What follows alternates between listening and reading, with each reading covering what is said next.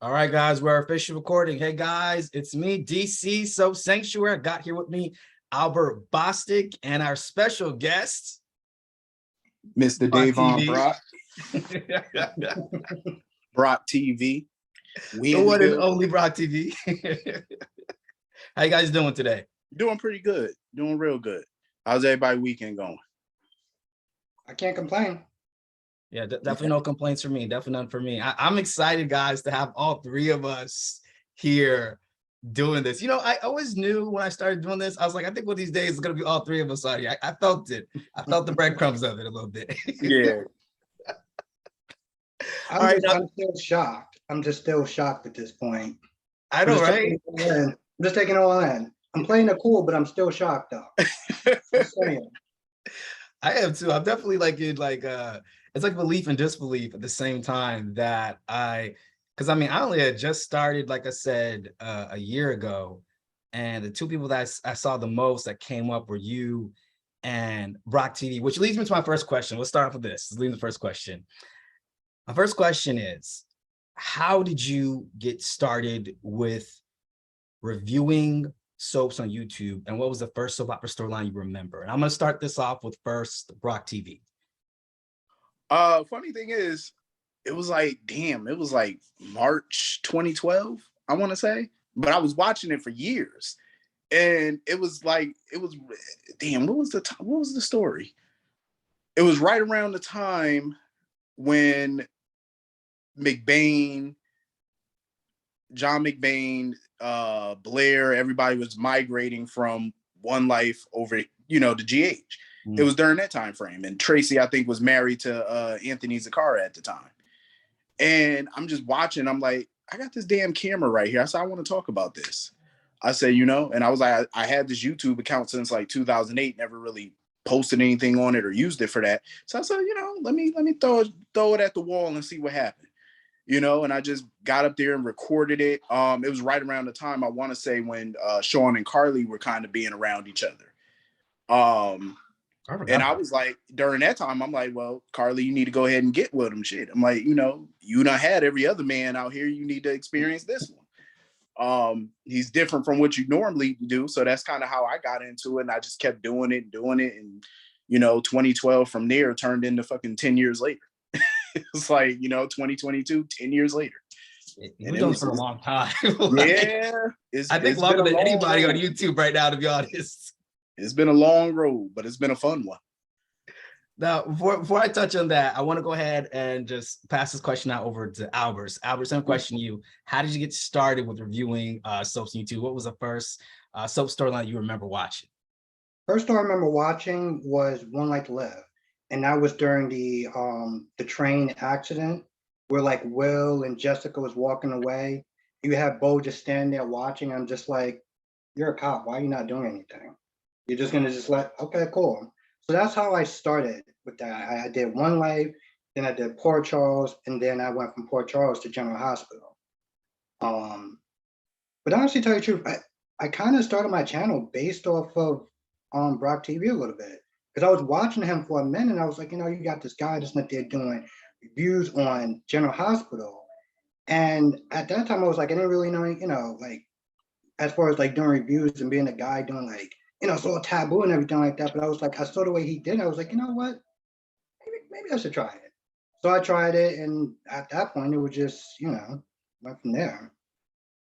Yeah, I remember that. There was a time where watching soaps for guys wasn't cool. and that's way back yonder. That's the weird thing. I'm like, because I got uncles and stuff that grew up watching Bold and the Beautiful back in the day. So I'm like, it's weird. It was like, I didn't think it was a guy thing, a woman thing. I just thought it was a thing. It's like women watch basketball. I ain't see no issue with that. And like, it is what it is.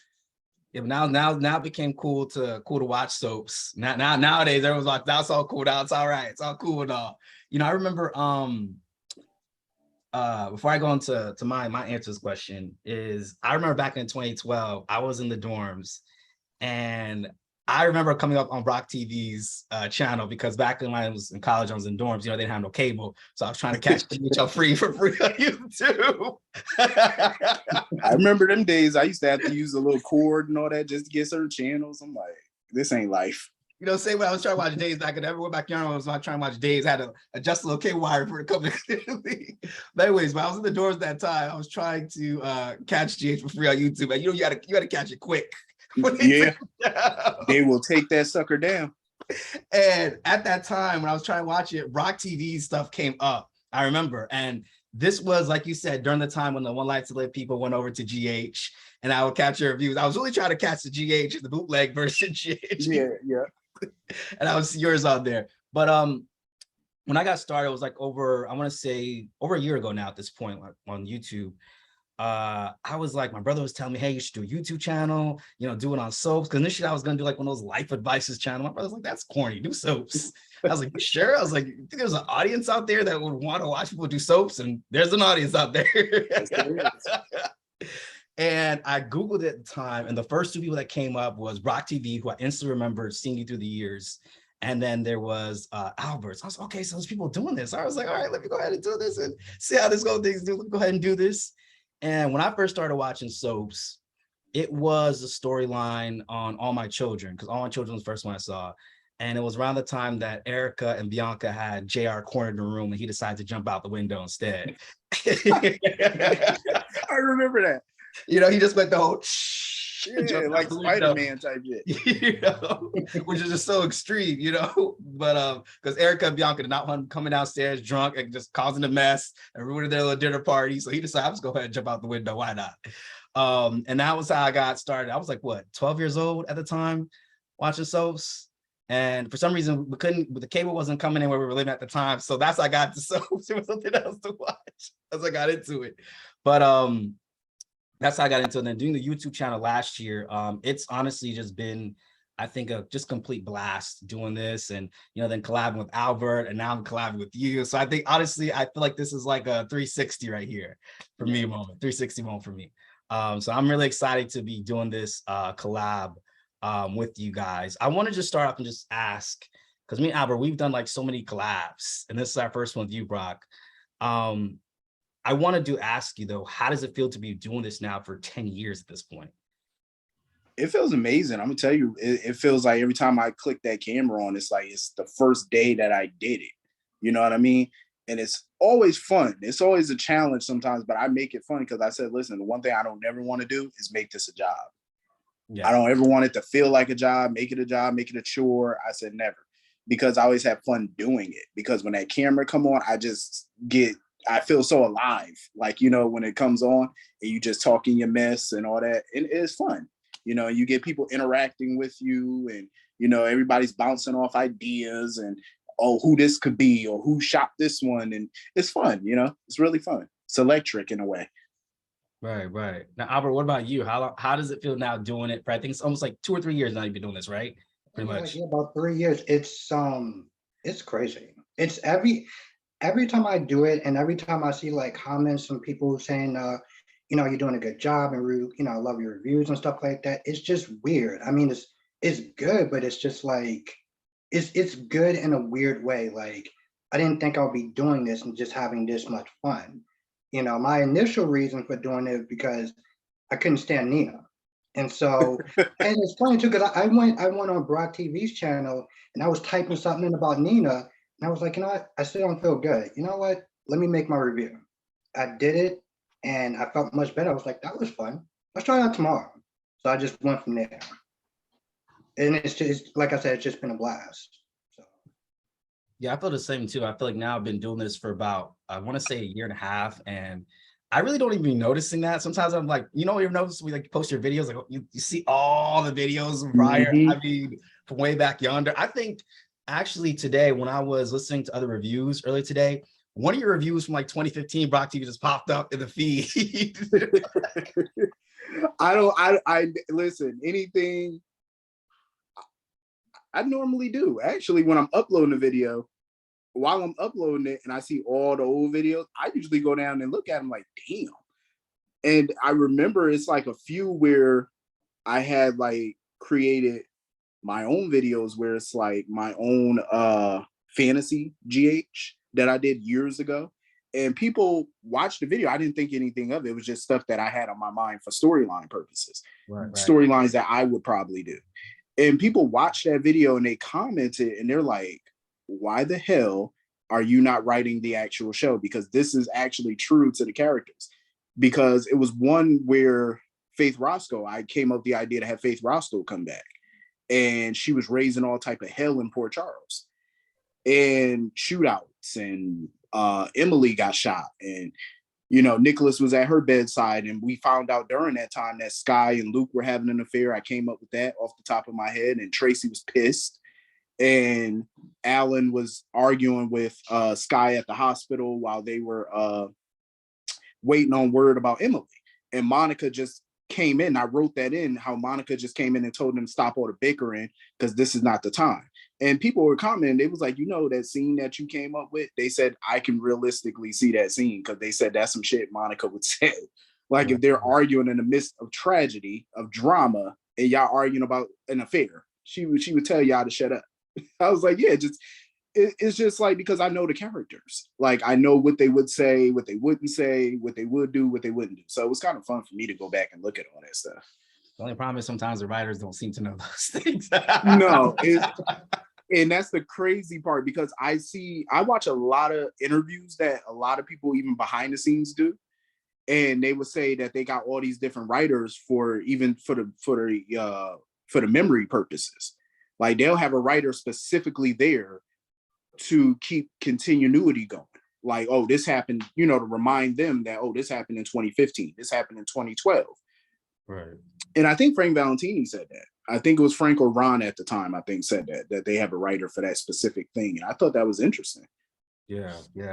And, the coolest thing is that, with these reviews is that with you and Albert, you guys both, so I do mine on the weekends, but you guys do this 5 days a week. So a question I have for you guys, I feel like I'm doing 2020 interview with you guys. A question I have, and I want to start with Albert on this one first, is not so much you doing this 5 days a week, but just in general, what do you feel is one of the toughest things you have dealt with as a YouTuber? I want to ask Albert first, and I'm going to pass it over to Brock TV afterwards. Now, when you say toughest thing, like, what do you mean by that? Just in general, whether it's just the subscribers, or just even posting reviews, or some of the challenges sometimes reviewing the shows, just anything you would say with any of the challenges you've been facing. Mostly to try to keep the videos good. That's kind of the hard part, especially if you're tired from getting out of work and you're posting like sometimes I'll post like 4 videos, but I want to make sure that all 4 videos are good. Otherwise, what's the point of me posting them? Right. I think that's sometimes the most challenging part. And sometimes I will sit there, like with my GH reviews, if I'm not really too sure how to go about it, I'll be like, you know what, let me sit there and check out Brock TV and see what he thought of it. And sometimes we've had different perspectives, and I'm like, you know what, maybe I could sit there and go off of that, or I can talk about what I didn't like. So sometimes I'll sit there and cheat and be like, I'm not really too sure which way to go. Let me see what Brock TV thought. And then Brock TV be like, oh, I really love this video, or I really love this episode because of this, that, and the third. I'm like, okay, that's different. So I think that's pretty much about it. I have noticed that. I have noticed that too. Like, Brock TV will come and like, oh gosh, I just love Britt and Jason. I was so giddy. And then you'll be like, I didn't really care too much for Britt and Jason. But that's what I love too. It's like, because everybody likes who they like, and everybody like, they don't like, certain couples. And I get that. And I'm like, yo, I'm for it. Like, maybe you see something I don't see, or everybody has like difference of opinions, and I love it. It's like, who I love, you may not love. So I'm cool with that. Yeah, same. Because I mean, there was like times where Brock TV like, I just cannot stand Nina right now. And I'll go to like Albert, and they'll be like, I just don't understand Nina. And then me, I'm just like, I love Nina. So, it's because it's like I try to like Nina. I do. I give her props when she do certain things. I do. But then she get into that delusional ass mind state, and I'm just like, yeah, I'm not rocking with you today, because you on that foolishness. I just gave you your props, and you just went back to some foolishness. All right, Albert, anything you want to add before I pass off the question over to Brock?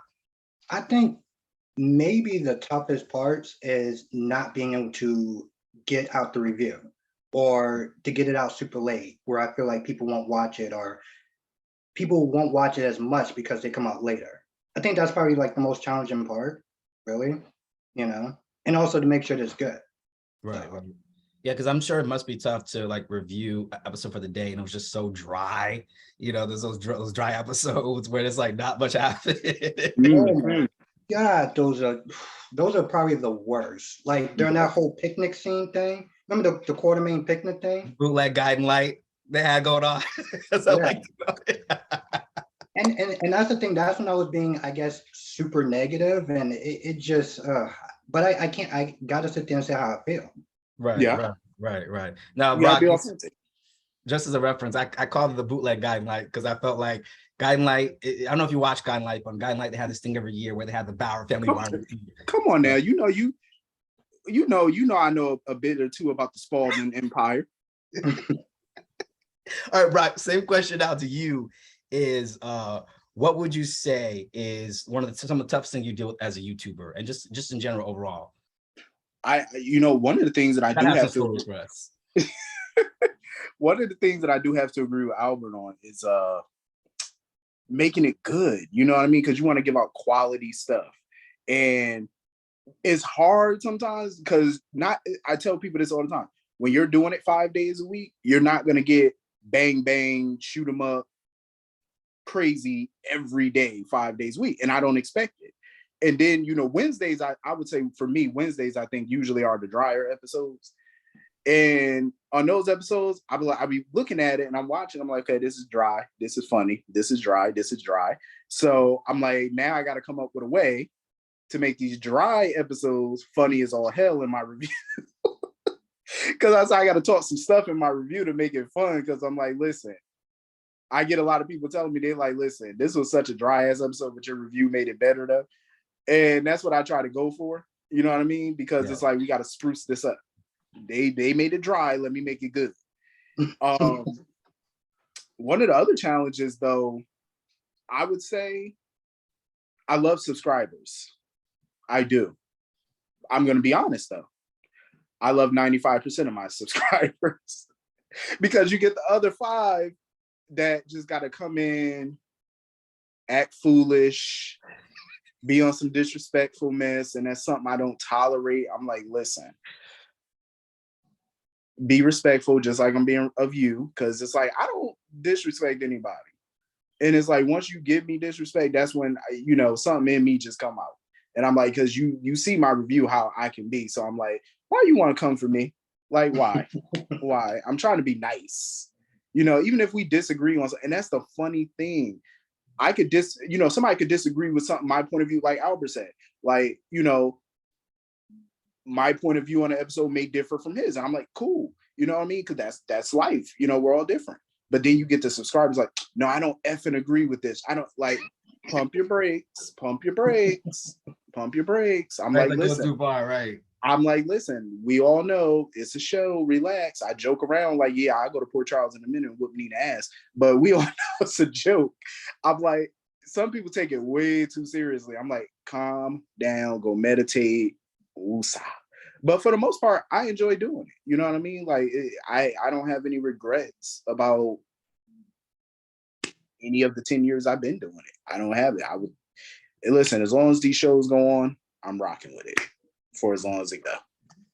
Right. It's hard though, because I do want to do, because I see your day's reviews, and I was looking at that damn intro. I said, look at this intro right here. And I was just sitting there laughing, replaying the whole intro. I'm like, yeah, wow, I love this damn intro so much. Because it reminded me of such a soap theme, like a soap intro. And I'm like, yo, I love this. Because my goal is, honestly, I want to expand. Like, I want to do other shows. Bold and Beautiful, I try to do that on regular, but they be pissing me off over there because these love triangles, I'm like, y'all just be. And I only could take about that much of Brooke before I just turn it off, because I'm like, Brooke be working my nerve. But now that Days is on Peacock, I'm definitely gonna squeeze in some time to get that done too. Right. I definitely said I did notice about some of your reviews you do sometimes of like YNR and B&B that you do from time to time. And when I had just initially started the channel, that's what I wanted to do, was make everything soapy. Like what I used to do in my videos, I'd have the end of it where it go, "This has been Soap Sanctuary." Because I remember Guiding Light used to do that. It goes, "This has been Guiding Light." Like I used to do that a lot because I'm like, let me just have some fun with it, because I'm just like, okay, like I said, there's even some weeks when I review certain shows. Like I just did a recent B&B review, and my God, like I just watched a whole week, and I'm like, what was there to review? Like it was tough. And I'm doing it in the week. I'm like, this was tough to even review. Yes. It was It's tough to hard. review. So, like when I had did the channel, I was like, let me just have fun with it. Let me do a little soap intro. Let me do a little all this other stuff. Let me just be corny and cheesy with it. Yeah, but it's fun though. Yeah. I feel like it makes it something just completely different. Now I want to ask Albert, have you had any tough subscribers that you've dealt with? Any stories? I think it's been a little bit mild, it seems like, because on Brack TV, they're like demanding, hey, you didn't put out the review. Where were you at last night? What's going on? What about you? In my bed, sleep, tired from working an overnight shift. That's where I was. What about you, Albert? Like, have you had any stories? Yeah, no, I've had it, but before I get on to me, there's a thing I want to say with Brock TV. I remember that I guess like maybe it was like 2 subscribers that must have pushed your buttons, because I remember in the beginning of the video, you was like, all right, before we get started, and I don't think you actually called out those 2 subscribers, but it's like, you know who you are. Oh, I don't like to call out names because I don't like to give them the clout. No, and it's funny too, because it was like, I remember you said that, and then like, maybe I think it was like a couple months ago, I had one, probably the same person that you had, and I was like, oh, here we go. And I knew, and I had a feeling, I was like, it's probably the same person that was getting on Brock TV's nerves. But I mean, for the most part, for me, I mean, I have people that be like, oh, I didn't. There was one person that was like, oh, well, this is a mess, this, that, and the third, yada, yada, yada. I was like, you know what? This is how I'm gonna handle you. So I gave him a link to DC and somebody else's channel. I was like, you know what? You can just go on theirs and we got it. Like, because at the end of the day, not everyone's gonna like everyone's opinion or their channel and stuff like that. So I try not to take it too personal. I think the only thing that I've actually had a problem with was this week. Well, I think last week, because I was doing a live and someone was racist as hell. And I was like, you know what? Listen, if you're gonna sit there and say a couple racist comments, whatever, fine. I kept trying to block this person, and for some odd reason, they kept getting back on. They got the And YouTube in their pocket. That's what it is. Yeah, It was right, go ahead. I'm sorry. Go ahead. No, it's crazy. You know, the thing is, it wouldn't have bothered me, but when I do my lives, like everyone's having fun, everyone's having a good time. So that one person is just messing up the flow. I think that's probably the only time that I've like had a serious problem. Right. But then I didn't see him like Thursday, so I was like, all right, cool, we're just gonna have a good time. I would say that, like, from what I've seen with subscribers, it hasn't been too bad. It was when I decided to make a soap Twitter for the channel. That's when I saw Twitter will chew your ass up. Yeah, I was like, you know what? This is just not gonna work for me. I just like going to excuse myself. I even did a whole skit on my channel about the craziest of soap Twitter, because I was like, this is like, it was just too much, because I thought like it was just gonna be friendly soap banner. And like, I've seen wrestling fans and sports fans, and I think soap fans are the worst, because it's just, I would post them there, oh, I'm loving Sunny and Nina. People would comment on, how dare you? What are you talking about? I'm just like, this is a soap. Like, people were really gunning for me. I was just like, yeah, I'm about to excuse myself. What was that? Remember the DID one? Oh my God. Yeah, I did the whole top 5 DID soap opera storylines, and someone commented in my video, I have DID, how dare you? I was like, I didn't even know how to even respond to that. I was thinking of commenting back something slick and being like, I apologize, it was my alter who made this video. Let me handle your Twitter, because let me tell you something. I don't hold nothing back from people on Twitter. Like, listen, you come on my Twitter talking that foolishness, you're gonna get it right back to you. Especially when I'm tired.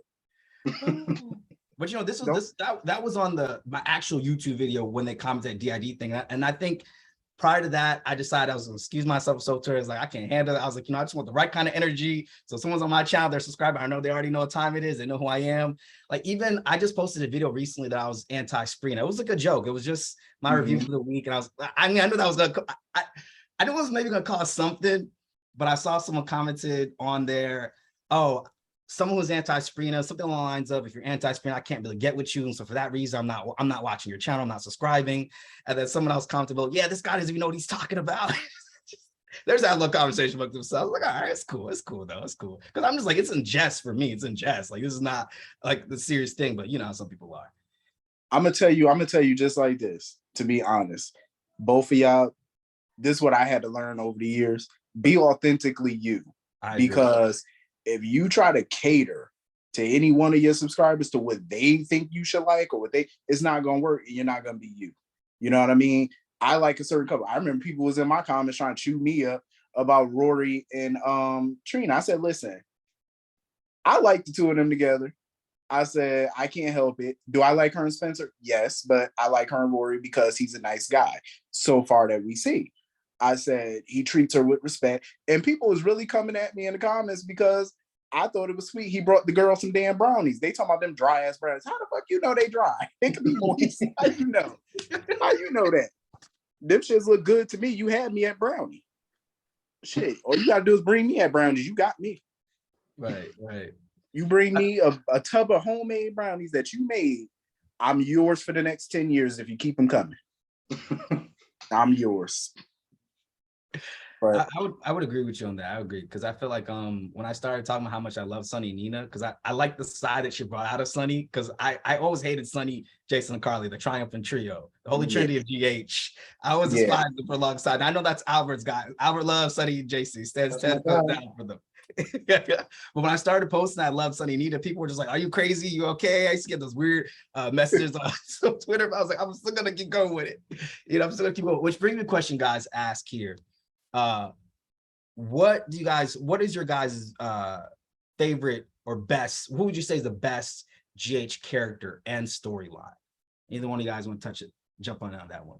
Albert, I'm gonna let you go. I'm gonna let you take that one first. Okay, all right. I mean, obviously it's going to be Sunny, and it's going to be the Metro Court hostage scene. Like that whole storyline, I just loved it because everyone was involved in it, you know?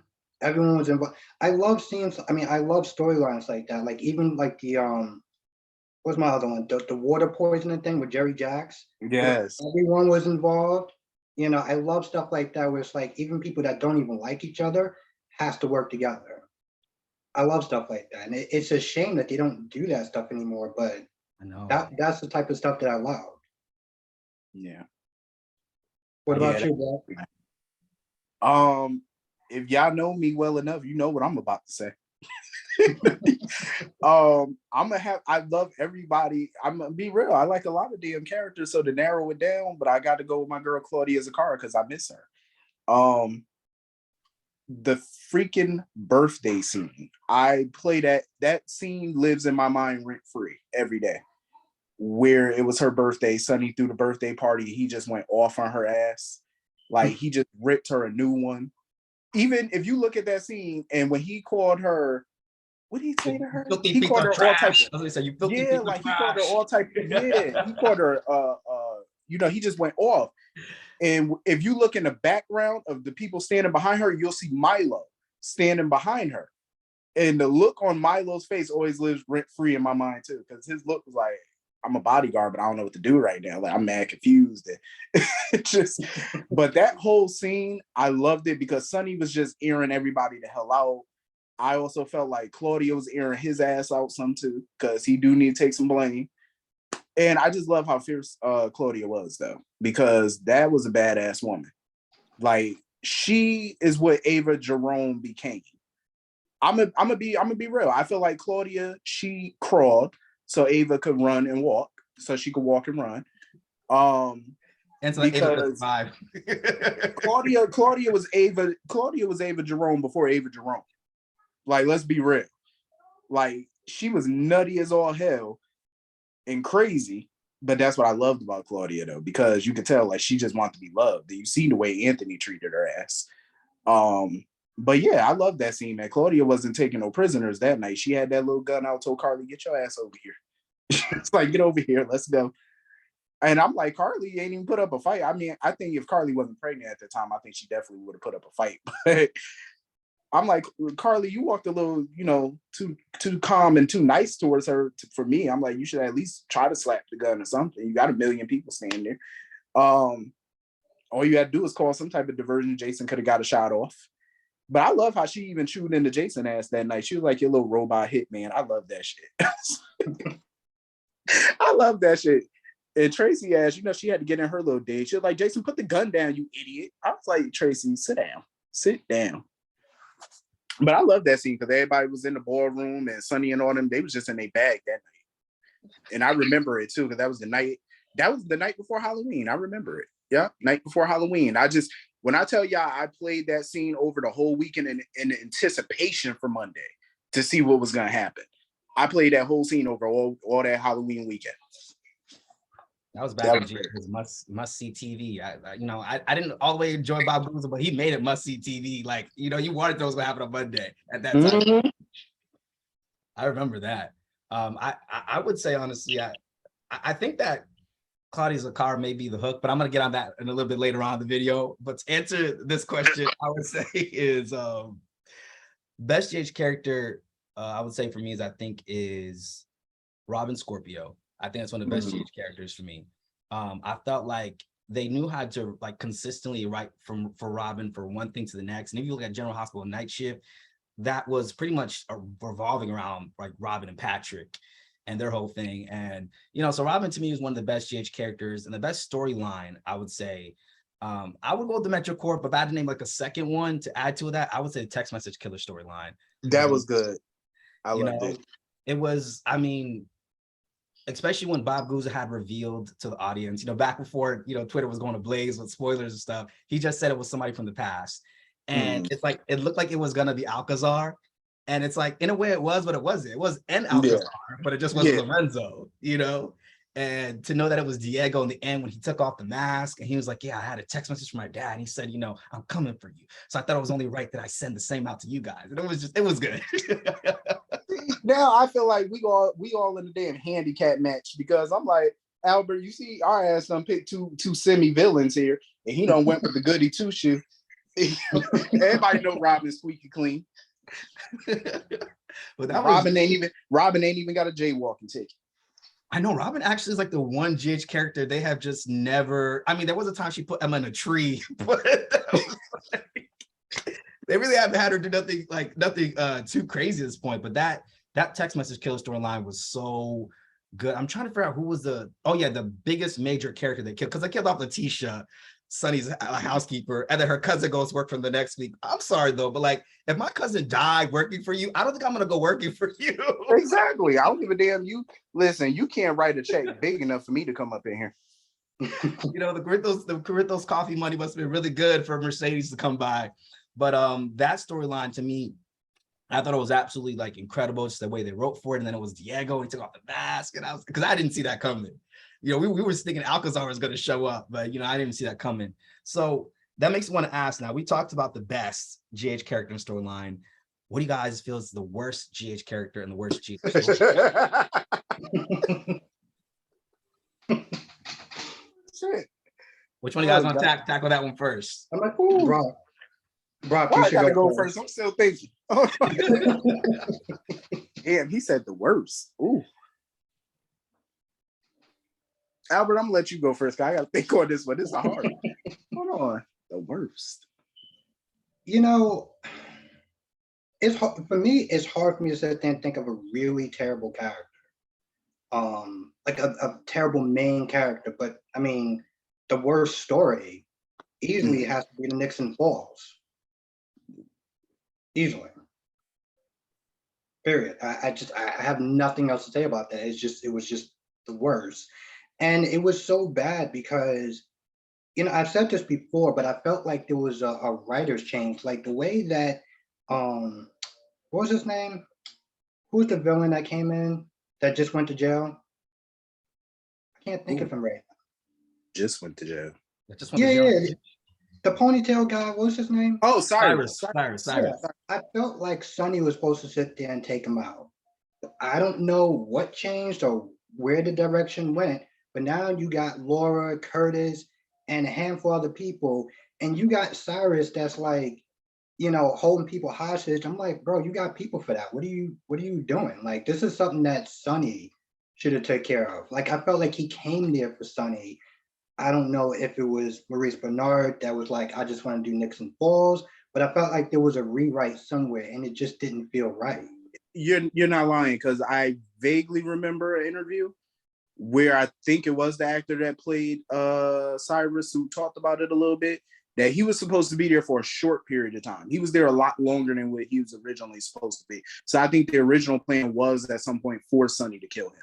But during that time frame, I do remember him saying that they switched it, that they changed it, and they kind of dragged it out for him to be there longer. So I think that's where the Nixon Falls thing came in. And they were like, okay, let's do this instead of having Sonny just take his ass out. Because that was, I believe, the original plan for it, was for Sonny to just kill him, be done with him. I think that was, I want to say. The good thing about that storyline, though, is I felt like was the Carly and Jason thing. And this is how I felt what was supposed to happen if Steve Burton didn't exit. I felt like it was supposed to be like a wrestle with Sonny and Jason for who was going to get Carly. But because he exited, that's why they did the stupid thing with Britt. And I mean, it worked with Britt. Don't get me wrong, it worked a little bit, but it just seemed so random that like he was okay. I do initially think the writers wanted Jason with Britt, but then when Maurice Bernard decided, they didn't want to fall storyline, they put him with Carly, which I was okay with. And honestly, I was okay with him and Carly being the new mafiosos, kingpin. Like I was like, okay, I was ready for it. And I think that when Sonny came back, that they were going to explore more of Jason with Carly, but because Steve exited, they just had him like all these rocks fall on him in the little cast iron tunnels or whatever that was. I don't even want to. I didn't even want to see no type of power struggle as far as Carly was concerned. I didn't want to see them fighting over her, because I'm like, what the hell is what's the real prize here? Like, what do you get? All you getting is all of this in your ear all day. So what's the prize? Like, what are we getting from you being with Carly? But just a bunch of mouth. That's all you inherit. So I'm like, I wouldn't fight over that. Honestly, I would have to say the worst. It was a struggle because I was thinking about quite a few people juggled into my head. I think I might go with two on this one.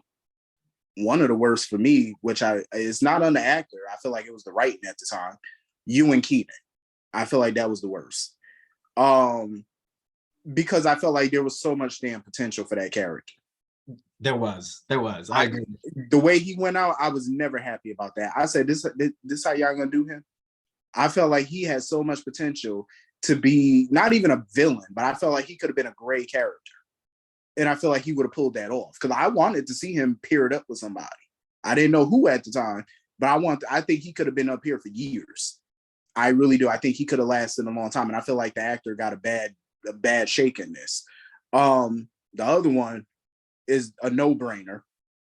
Fucking Peter. Peter was the worst. The worst thing to ever walk the Port Charles streets, to ever walk the New York streets, to ever walk the earth.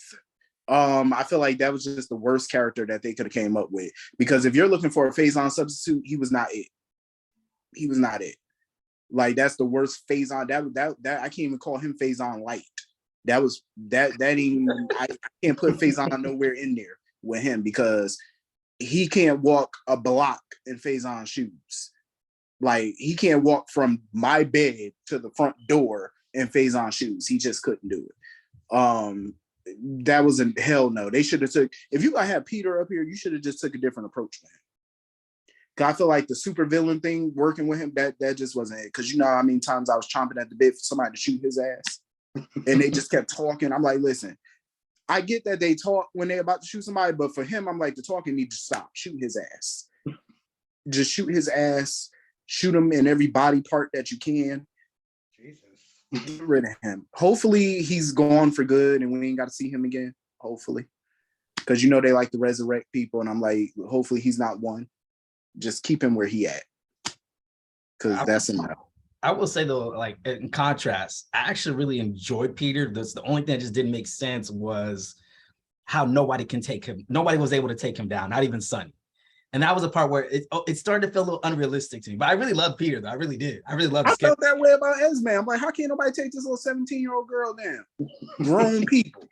That don't make no sense to me. I was like, come on, Sonny, of all people sitting here threatening you and you still walking? That don't make no sense to me. I was like, y'all need to stop making Sonny look so weak. But that's the thing. A lot of times, like, you know, even in the Peter case, it's like when they have to dumb down other people just to make him seem more clever and smart, you know, something just feels off and it just feels wrong. And Yeah. that's the same thing with Esme. As much as I like Esme, just with the simple fact that it's like she's doing something, she's making something happen, and it's not just a boring episode. Yeah, it's like you got to dumb down other people. Her ass was beyond crazy. I like her, but she was just beyond. She was a little bit. I like Esme though, because she was just a little, she was, yeah, she bordered on crazy, but she went over crazy, I feel. Right. Like she was just delusional. One flew over the cuckoo nest. But I kind of miss her though. Like if they could bring her back, I'm with it. I think on some level, I would just say this. For my answer, I would say that I just hope that she's not the Hook, because it's just really weird that she couldn't take down an ex-Marine, because that would be hard for me to believe. But let me just say this. I would say that the worst GH character and storyline that I can think of off the top of my head, because I actually really enjoyed Nixon Falls. It was actually something so different. I love the little One Life to Live and All My Children references and how it was named after Agnes Nixon. I loved all those references to the story. I was feeling it. And they were in Lantano County. But I would say the worst GH character was Levi Dunkelman. That was just a mess. I didn't know what that was about. I thought his accent was fake. I couldn't tell, like, you know, because I mean, like the actress who plays Liesel, I actually thought that was her real accent in real life, just because of the way she keeps it. But the Levi Dunkelman, that storyline was a mess, and he was going after Felicia because something with his dad, and he was that whole storyline was a mess. It was just a mess. I think that was because of the Aztec jewelry. Yeah, it was something like that. So he was trying to be with Maxie to get back at Felicia, or something like it was just a mess. That whole It wasn't thought out properly. It wasn't. Yeah, it wasn't. It was jumbled. It was all over the place during that time. Because that's why I always look at Maxie and just be like, yeah, you need to go on a sabbatical from men. So I'm just like, no. Yeah, Maxie hasn't really exactly been picking them right. There was Cooper Barrett. That was one guy Maxie was prior. Yeah. They thought he was a text message killer at first. And Lulu was dating Logan Hayes, and she killed him or whatever. And that's how she bonded more with Laura, because they both bonded over killing somebody. That was a mess.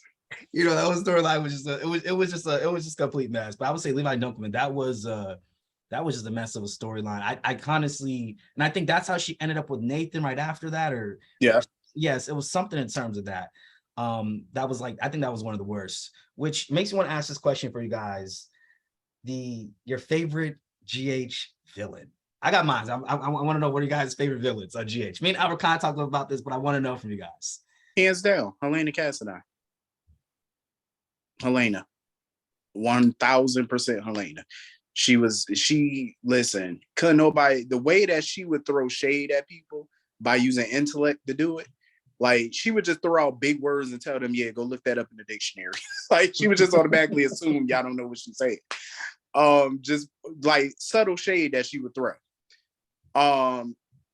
She was flawless, you know, like head to toe gorgeous, you know, always sophisticated, always put together. Just come into a room, smile at you, and pull the trigger at the same time, and just keep on smiling like it ain't nothing. I feel like there's never going to be another villain like that. You know, just the crazy that could come out of her head, like, you know, the outlandish plans that she would have just for it to fail. And it would fail, but she always had a backup plan. You know, like she just was 2 steps ahead of people, even when they thought they won. She really won. She found a way to come out. You know what I mean? So I feel like there's never going to be another one like that. And I felt, and that's what pissed me off too, because I feel like the other character that they had, Cassandra, could have kind of helped fill that void. Right. And I feel they dropped the ball with Cassandra. I feel like that could have been a dope villain to kind of take over that Helena role, or at least try. But you're never going to get another one like it, though. Do you think though that, because I feel like they're trying to make Victor that, but it's just, I mean, is that working for you guys? You tell me, because it's not working for me. For It's me, not working for me. Mr. for Sheffield me- doesn't work for me. for me, I feel like looking at Victor, I can't put him in a place of a Helena, because, like I said, Helena is that villain. She's in a class all by herself. Victor is his own little way, but I sometimes can't take him serious as a villain. Like with all this, oh, I'm keeping Sonny around, you know, for the time being. For what? What keeping Sonny around? How does that benefit you or not benefit you? I mean, Sonny has no benefit to Victor. So I was kind of thrown off when he said that the other day. That it's beneficial to keep him around. How? Like, how does that work for you? I mean, Victor is growing on me in a way, especially with the little creep factor that he got with Lucy. And I'm looking forward to seeing what's going to happen between them. But yeah, Victor, other than that, I don't know. That's just, I'm 50-50 on him as a villain. Because I would just say that Victor was scary to me when Tao Panglis, if you guys remember the guy who played Tony Andre on Days, he played Victor. Yeah. I felt it. You felt that scare factor. He when Theo played that, I think I'm saying his name right. I always say Theo. Is it Theo? I say Tao, so I don't know. Tao? Yeah, because I'd be seeing the TH and I'd be wondering, is this the H silent? But when he played it, you got that scare factor from him, because he's that quiet danger. It's like he doesn't raise his voice really at you. Like he says something and you know not to play with him, because you know he about to get lit on you real quick. Like, you know not to fuck with him. But this Victor, it's not giving off the scary. It's giving off that creepy, like, you know, you need, like, for the women on the show, you know, I feel like it's giving off that you need to walk around with a rape whistle to, like, just in case he tries something, you might need to blow it and yell. Like, you know, that's the vibe he give me. Like, you know. Yeah, but not like villain, because I feel like with Tao, you know, and he was original Victor too, Tao. Because I feel like when he was on Days, especially, I remember back in 2006 when they kidnapped Sam to get her stem cells. He's like, prepare Samantha now for the surgery. Like, you felt that. You felt scared when you spoke. But see, that's the Victor I could see sleeping with somebody like Helena back in the day. Right. Yeah, they both sophisticated. I could see that. This Victor, I was like, hold up. I need to be a fly in the wall back in them days, back in the 60s and the 50s when y'all was getting busy, because I want to know what happened during that time. Like, how that happened. Right. Like, did y'all like speak the language to each other when y'all was in the bedroom? Like, y'all was talking, you know, dictionary quotes and all that mess? Like, see, that's my thing too, because I feel like Mr. Sheffield, that's all I call Mr. Sheffield, because, you know, he's the other nanny, the guy who plays Victor now, he used to be the other daddy. So like, Mr. Sheffield is just not doing it for me right now. But Albert, before you tell us real quick, who's your favorite GH villain? Is this Victor working for you? Before you tell us who your favorite GH villain is. Nope. Just no. You remember the old Victor? I don't remember the old Victor. I just, the character is just not really working for me right now. You know, if I sit there and, you know, because I watch a lot of different soaps, if I sit there and look at it, it's like he's literally the bottom of the Victors. You know, you got Victor Newman, you got Victor Kiriakis, and then somewhere down there, you got Victor Cassadine. I agree. He's just not working for me. I agree. It's not. Well, tell us, Albert, who is your favorite GH villain? And you know, it's funny because I feel like you already know. I know, but you know, rock it for the rest of the viewers. I know. No, but just in general, it's going to be Jerry Jacks. It's going to be Jerry Jacks because he just doesn't care. You know, he has a point where he'll blow up the Metro Core and just be like, all right, whatever. I'm not going to get the money. Then, well, some of y'all are going to die. You know. But then he goes around and he saves Alexis's kids. I think it was one point they got kidnapped and he came in there and he took care of it and stuff like that. And it's like, dude, what the hell? But that's what I like about him though, you know, because he can be very menacing. I feel like the actor, the way he does things, he could just, like, I guess he has like a theater background or whatever, but he just comes across as the type of person that you don't want to mess with. Right. You know? I mean, I'll never forget, and I spoke about this, Albert, but the scene I always think about with Jerry Jacks is when Sam was reaching for that phone. He says, "How badly do you want to be Employee of the Month?" He had that gun ready to shoot. How badly do you want to be Employee of the Month? Or that Metro Court hostage storyline. I will never forget that. I was scared of Jerry Jacks. I was. He was scary. He was He scary. is. Oh, go ahead. Hey, Brock, you want to say something? Brock, you want to say something? Oh no, I was saying, yeah, he is a menacing dude, man. Yeah. That's a menacing. I always liked Jerry Jacks though. He always had this little suave, little cunning way about him. But he's that type. It's like you only can go so far with him before he really shoots you. Like he only gonna let you talk your mess for a second because he's not that type. Like he's not afraid to pull the trigger on you. Like you can't bluff him and be like, "Oh, pull the trigger then." Okay, bow. He gonna do it to you. He don't care, you know. And that's what I love. I love a good villain like that. They got quick wit and they just don't care. Because that's the one that you know that's gonna do it. Yeah, because that's the ones you know that's gonna take you out in a second if you keep running that yet. Right. Keep it up, they're gonna take you right on out. I would say my favorite GH villain. I had said it before, but I'm gonna change as I've been thinking about it. I know in the past I used to say Anthony Zaccara, but I have to say my favorite GH villain was Franco, not Todd Manning's Franco. No. You know, I think of Franco, I always think of James Franco. Exactly. The original James Franco. I thought that was one of the best. I remember like GH had the whole promo, a limited event series, James Franco comes to General Hospital. Yes. You know, and the whole Mad World storyline, him being Jason's twin. And I mean, the rewrite obviously was done because of the One Life to Live shenanigans of the lawsuit, because obviously that wasn't the original intention for that, because that was just a mess. And Heather Webber didn't even come to her own son's funeral. That's a damn shame. But anyway, you know, to me, that I thought he was one of the best because it's like he almost had this catch me if you can type of thing going on, right? And he was always kind of like serenading everyone. He was with Maxie, he was going like, I felt like he engulfed the whole town. Him being Jason's twin was definitely so much far-fetched, but I just worked with it at the time. Yeah. You know, so I worked with it. And it was weird when they tried to put Todd Manning, aka Roger Howard, from the role and then make it that he was a reformed serial killer. I get it. You know, they had to do what they could at the time. They had to work with what they had. I get it. But it was so weird for me. And then they killed him off just for him to come back as Austin Gatlin Hall, which I got to know from you guys. I mean, I know a little about Average One of you, but I still want to hear just so the viewers can talk about it. Your perspective on this Austin Gatlin Hall thing. That wasn't even a question I had that I planned to ask you guys, but let's just talk about it. My perspective on it? Yes. It's a total utter flop. It became what could have been great when it started turned into a disaster very quickly because we're barely seeing him. He came back to town with an agenda. You know, and I was looking forward to the Quartermain battle. And he did a complete 180. Like now you're focusing on Maxie and you got this other little secret on the side that we're barely seeing. And it's like you're basically a day player now. And for me, I feel like Roger Howarth, the caliber of actor that he is, I feel like he deserves better. I agree. Because I put Roger Howarth in the category of soap royalty. Like he's up there with a Deidre Hall.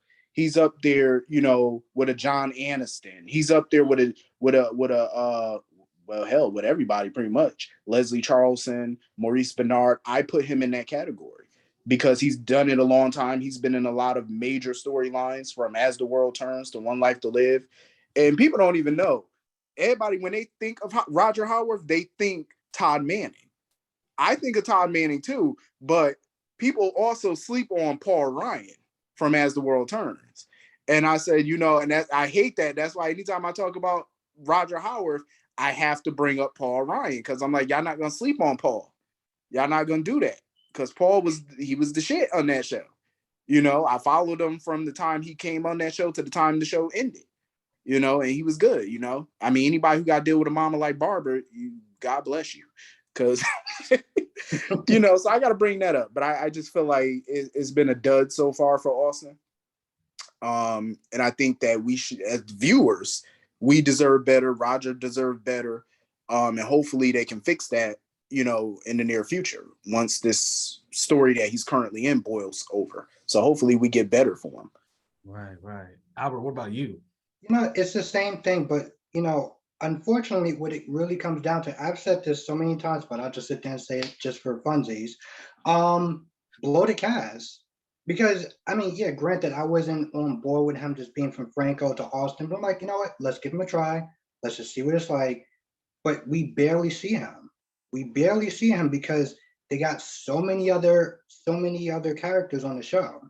And that's the one thing I've noticed from Brock TV, you, me, a couple other people, is that even if people want to give him more of a chance and like him, when we're going to see him again?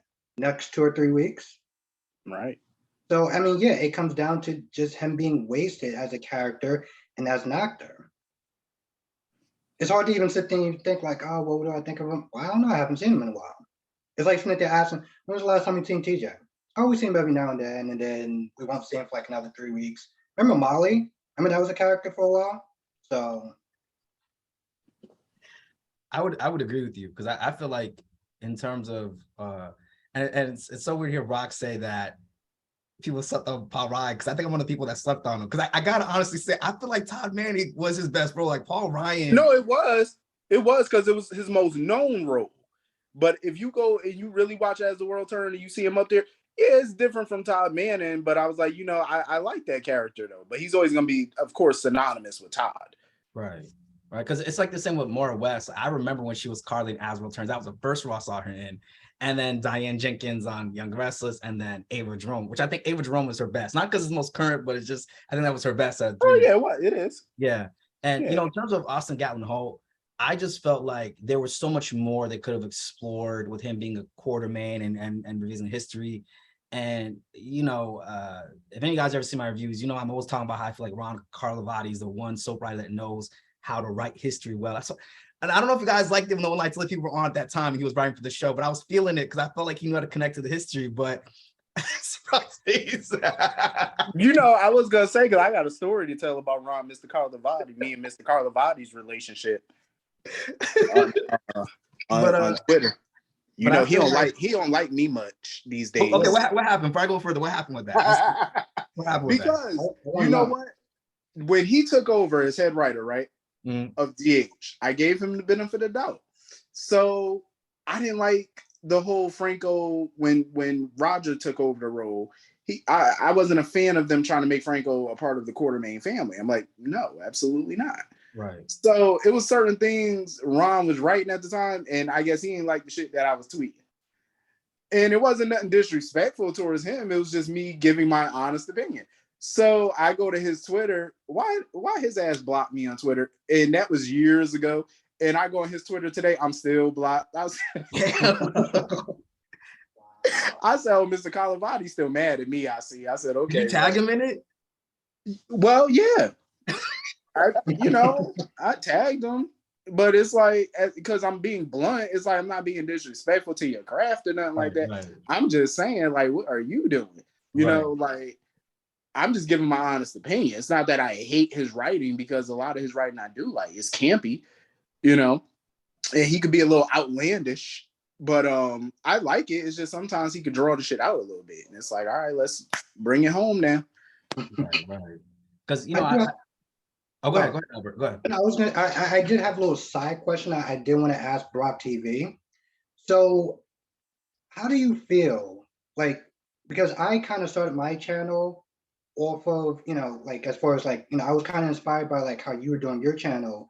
Mm-hmm. And the same thing with DC a little bit, because you've been watching Brock TV before you was doing, So how do you feel about that?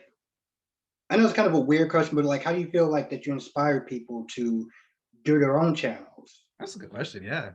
It's humbling. You know what I mean? Very humbling. And it's an honor, honestly. You know what I mean? I appreciate, y'all checking out my content and stuff. And I definitely been checking out y'all content. Because I just recently got put on to DC. And I looked at his video automatically. I'm like, oh, hell no. I said, and I loved it from the moment I watched it. And I was just watching. I said, yo, this is dope. I said, you know, and then when you came to me about collab, and I said, hell yeah, like I'm on it. You know what I mean? Like I would definitely want to collab, you know, because I begin people commenting sometimes like, oh, you know, would you ever have like co-hosts or do a show with somebody like talking about an episode with somebody? I would love to do it. Honestly, if we can make that work, I would love to do that. Where we just all collectively review the episode. And, you know, I think it'd be fun. Like we could kind of have a male version of The View. Because Lord knows I'll be watching The View sometime and I get sick of them little catty bitches. But no, but it's an honor, honestly. It's very humbling for me. So I definitely appreciate it. When did you become aware of it though? Like when did you become aware of, like, do you remember that moment? You think of like you kind of became aware of all this? Like, because a lot of people are going off of kind of like your model, like the, you know, like the 5 days a week and, you know, just doing all that, like just doing the reviews. I honestly became aware of it maybe this past year is when I really started kind of taking more notice. And I was like, okay, this person doing this now. And I see, you know, and I've seen a lot of other reviewers too. And I'm just like, you know, this is pretty dope that more people are, you know, reviewing daytime TV. Because usually when I see reviewers, I didn't want to be, I could have been that person, but I didn't want to be that person to review. You know how everybody was reviewing Empire, everybody was reviewing Power. And I think that's dope. You know what I'm saying? But I felt like that was such a huge medium that I wanted to do a market that wasn't really tapped into, that nobody was really doing. You know what I'm saying? I wanted to do a market that was kind of feeling like it was being ignored in a way or neglected. Because I asked the actor one time, I think he worked on Tyler Perry's show, and he was doing a Q&A on his Instagram. And I asked him, I said, would you ever do like daytime TV, like a daytime soap? And he said, no, absolutely not. He didn't elaborate on why, but my thing is, I feel like some people just not ready for, you know, to do daytime. Because I feel like daytime TV is an actor's boot camp for people. Yeah. Because you have to go in there and read this dialogue, and this is 90 pages of dialogue, and you're filming multiple episodes in one day. That's why I always say, when I talk shit about a character, I'm talking about the character. That's why I always try to tell people, I'm talking about the character. I will, because I feel like some of my subscribers come in, they think I'm disrespecting actors, and I make that very clear. When I say Carly, I'm talking about Carly. I'm talking about the fictional person. I will never disrespect any type of actor, whether it's primetime or daytime, because I probably couldn't do what you do. It would be hard for me to do what you do, especially in daytime. I tip my hat off to them because I'm like, listen, they get rewrites on those 90 pages the day that they have to come in and do them. And you know, they memorize the original script the night before or 2 days before. And then when you come in, oh, we're taking that word out, we're gonna put this in. That would be hard for me because I memorized this word. You know, that's in my memory bank now. Now I gotta switch up on the fast and memorize this one. So I couldn't do that. You know what I mean? My mind don't work like that. So I tip my hat to them. You know, that's amazing. You know what I mean? It's actors boot camp for them. So I don't know how they do it. But I always say, man, you know, kudos to them. So I always wanted to get into that market because I'm like, you know, it's not enough people talking about it. And I feel like if a lot of us come together and talk about it, that's what keeps them on longer. You know what I mean? Because it would suck to lose them, honestly. It really would. I would agree. I just wanted to add to that, like, you know, in terms of doing reviews, which by the way, I used to love your Saints and Sinners review, by the way, Rob, because yeah. You know, I was heartbroken when that show got canceled. It was one of the best primetime shows out there. Baby. It was. I tell people all the time, I'm gonna miss me some Rex and Ella. Right. Leona Bird. But you know, watching like all these different people, because when I first started doing this, I was like watching you and Albert and just getting inspired, like JLJ Media, all these different people. And I could honestly say that doing this channel, like even me and Albert, we did the whole top 5 GH review villains. And I remember I got a comment from the GH directors and I got to interview them as a result of that. And I never saw that coming. Because I remember I was talking to Albert. Albert was like, you ever thought of like doing this or doing all these things or interview people? I was like, I don't know. We'll see. I'll have to let it come to me. I was like, and then Albert looked at me like, how's it supposed to come to you? I get it. How that was supposed to come to you? You know, but it's like, even just doing something like this, it's just so cool because, you know, at first, like, I think when I first started, I looking at Albert and your channel, I was like, man, it'd be cool to do a collab with them one day. But I was like, I don't know. It'll have to work out. What if we're seeing? And then Albert reached out to me when I had my soap Twitter at that time. and then we started doing collabs. And I always felt like I felt it in the air, like the breadcrumbs, like, okay, Rock TV will be soon to come. We just gotta let it do its size. It's gonna be soon to come. So it's super cool, like us doing this and us being able to do that, because I did notice that, like, I always wondered, like, with you, Rock, if you were wanted to do, more stuff with people, because I always feel like you were just kind of like, I'm just chilling my own lane, I'm just doing my own thing. No, it's fun. It's fun for me when I do it myself, but collabs are always great too. Collabs are always welcome, because I'm like, it's like you're chilling with people in a way, y'all just shooting the shit, you know what I mean, and having a good time doing it. I'm always down to doing anything with anybody as long as it's always fun. You know what I mean? Right. And everybody is on chill mode, and we all having a good time. Because it's like you sitting around with, you would think that when you talk to people, you would think that you've known each other for a long time. Right. And I always like that type of vibe. You know what I mean? I always love that. Right. And I meant to tell you too, since you did bring up Saints and Sinners, I meant to tell you about that. Right before the season finale, JD Williams actually reached out to me. Who played, Jabari. Oh yeah. He reached out to me, and me and him, he was like, listen, I'm gonna hit you on, your Instagram. We're gonna video chat and stuff. And we video chatted. We were talking and stuff about the show, and I was asking him a lot of questions about it. And plus he was on The Wire. So I was asking him about that. And we were chopping it up like we knew each other for years, and that was a beautiful moment. I enjoyed that. So I will always be welcome, to doing more things like that, talking with the actors and stuff. Wow. That is amazing. I didn't know that. Wow. Yeah, that was fun, man. I had a good time that day. I think that was like a Monday morning. That was amazing. Right. Okay, so I'm trying to get my chance out because we have some good conversation. All right. So I gotta ask now, since we are kind of now on current GH, I want to ask now, what is your guys' favorite current GH storyline? If there even is, you even have one, because there's so many of them. Yeah. Current 10,000 of them, so I have to choose for them. Current favorite, or you can even say a storyline that you wish you would see more of.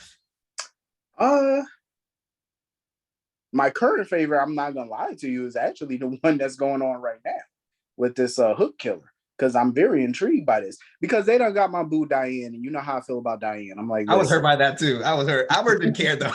Albert, you need to care, because that's the legal maverick.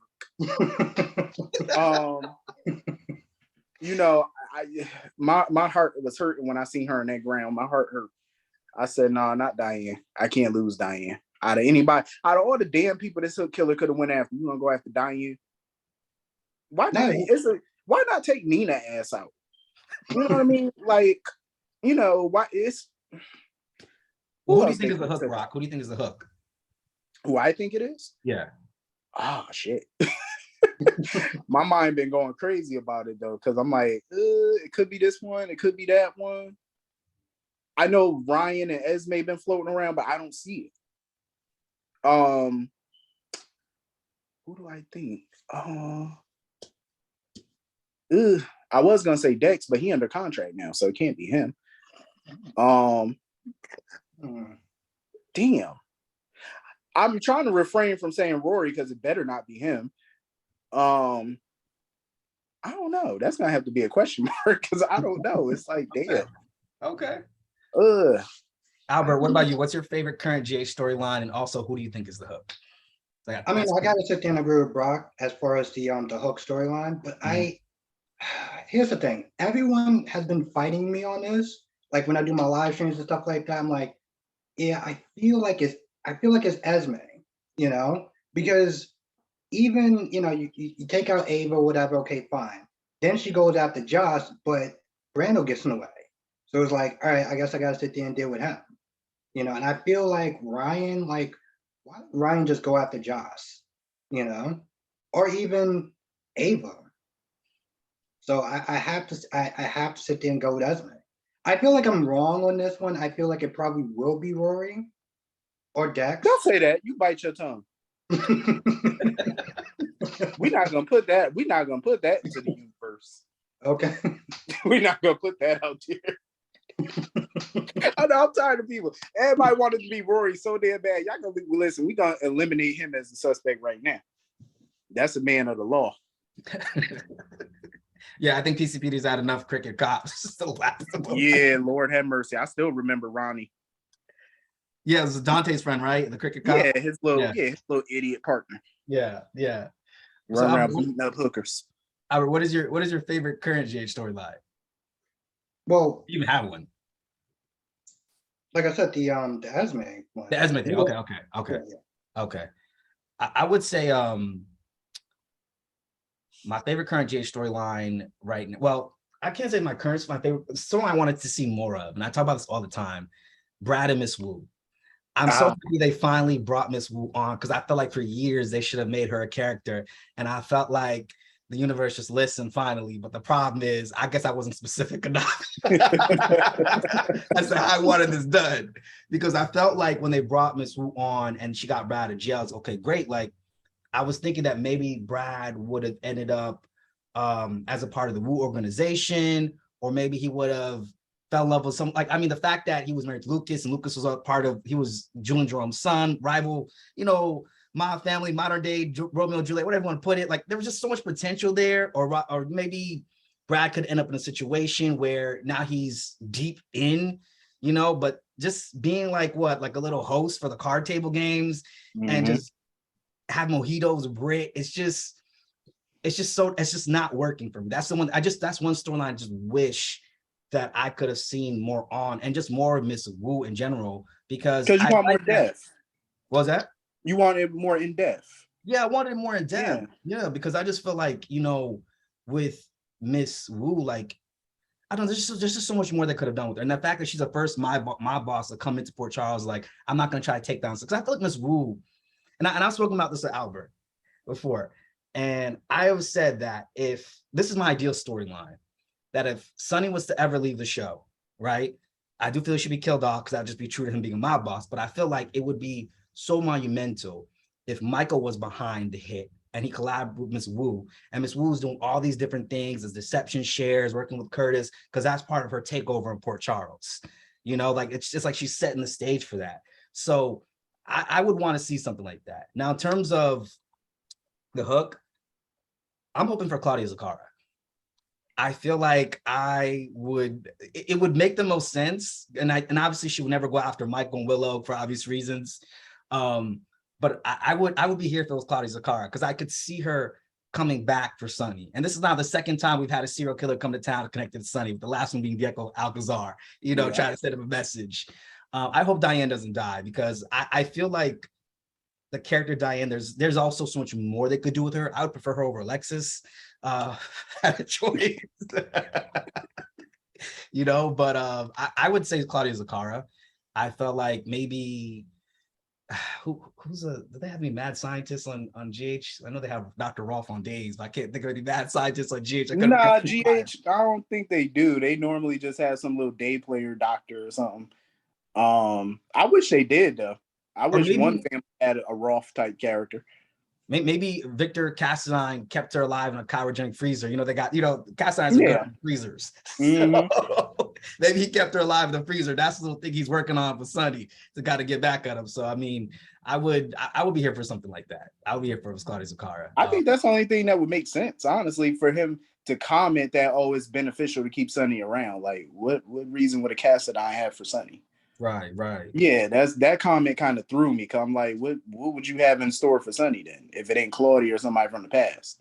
Right. Like, how is it beneficial? Because the Cassadines don't dabble in mob business.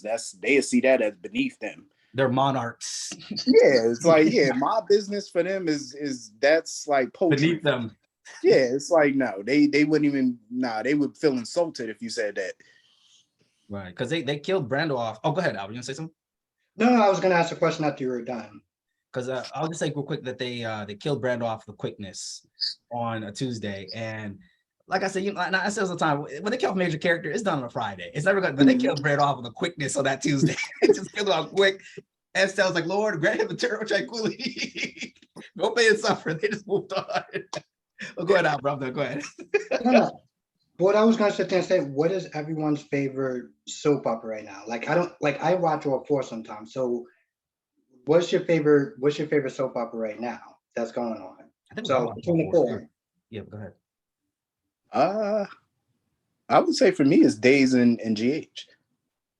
Because Y&R and B&B, whoo, I could literally go to sleep on both of those. I'm like, no.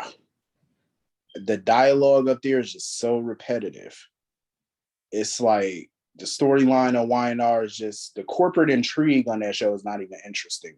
It's not interesting to me right now because the last thing I want to see is the Newmans gobbling up every damn company on that show.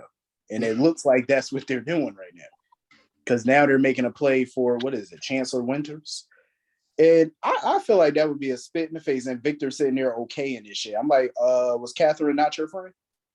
Like, you really gonna take the company? She already gave him the company and he screwed that up. So why try to go for it again? You already piss poured it, mismanaged it the first time. And now your little brain dead daughter is gonna do the same thing. I'm like, why? And B&B, I'm just over grown people telling another grown man who he needs to be with every 5 minutes. I'm like, no, I'm over that shit. I'm like, listen, I don't need to see Steffi and Thomas telling Ridge for a million times, oh, you and mom deserve each other. You need to be with each other. Forget about Brooke. That's a grown ass man. That man is 60 years old. I'm over it at this point. And Brooke sitting there allowing this bullshit. And I don't even like Brooke, but even I got to kind of defend that witch. Right. And you're like, listen, how is it okay for him to be sitting here booed up with his ex-wife, but the minute he see you with one of your ex-boos, it's a problem? It's not working for me. I'm like, we need to have the same energy. Like, if you got an issue with her being around Bill and Deacon, your ass shouldn't be traipsing around with Taylor. You got your arms around her at a family event and you're still you married. Yeah. That shit don't sit well with me, and I don't even like Brooke ass. But even I had to defend Brooke. Like, if I was you, I would have went to the Force Dimension and slapped shit out of both of them. Like, I don't care if Eric got a problem or not. His old ass could get slapped too. Like, I'm just saying, it's like, we're not gonna do this. But as far as that though, Days and GH, I gotta say, I'm rocking with both of them. That little custody hearing on Days of Our Lives, that judge need to get slapped up, because I'm like, no, this little like you playing games over here, like you were bored. That's how I feel. Yeah, I'm like, that little judge was bored, because I said, no, this ain't going down like this. She was totally shutting everybody down except Kristen. I'm like, no, your little ass was threatened, or you were bored. She gave Kristen way too much leeway, because Kristen was asking a whole bunch of irrelevant ass questions. I'm like, what does these questions have to do with custody of your child? What does it have to do with it? And that judge probably gonna give her custody. I'm like, listen, that judge need to get got. Yeah. Like, they need to stop pussyfooting around. Brady, I don't feel bad for Brady at all, because number one, you were told not to sleep with that witch, and you still did. You still had a relationship with her. You still got her pregnant, so you got to deal with the fallout of having a child with this nutball. Kristen, I wouldn't let her within 5 feet of a dog, let alone a child. Like, she don't need to be around either or. She don't need to be around people. She don't need to be around me. But it was Victor Kiriakis' fault that Kristen's in the situation. She don't need to be around me, you, Albert. She don't need to be around no society. She don't need to be around none of us. Like, no. But yeah, those are 2 shows I'm rocking with, though. What about you, DC? Okay, I would say, well, my all-time favorite show will always and forever be One Life to Live. It will always be One Life to Live, always. I will stand 10 toes down for One Life to Live. But since it's not on anymore, let me go through the rest of the options. R.I.P. Jerry Verdon, by the way. Yes. Rest in peace to him. I would say Days right now. And one is because we got Carlovati's writing on there. And I knew he was going to make it like a mini One Life to Live when he came on. I'd have to say Days, because I think Days does the best job at utilizing everybody, picking up the pace. I mean, shocking me, actually doing something, because, as I was thinking about it, watching Days, Sonny getting stabbed, I still feel disappointed with the Clyde Weston thing. I was hoping it was going to be Craig or at least Philip Kiriakis, somebody, but Clyde Weston felt a little lazy writing on me. Felt kind of was lazy on their part. But I have to say Days is probably one of the best, just because the way they're picking things up and just even with their writing, you know, Y&R, obviously, the only thing they got going on good right now is Diane. And, you know, Oh, you like that shit? yeah, you know, it worked for me. It worked for me. And the Ashley Locke storyline, that was like the only two good things they had. And of course, the whole business storyline of Devon and them, but they need to kind of pick that up. It's just kind of going a little slow. And with B&B, I feel like you're being too nice. well, I'm about to get into it now with B&B. He said a little. They going a little slow. You being too you being too modest on that. Because honestly, I hadn't watched those shows for 2 weeks, and I just started watching them, I think, last night, and I was like, it's the same conversations on B&B and Y&R they had 2 weeks ago.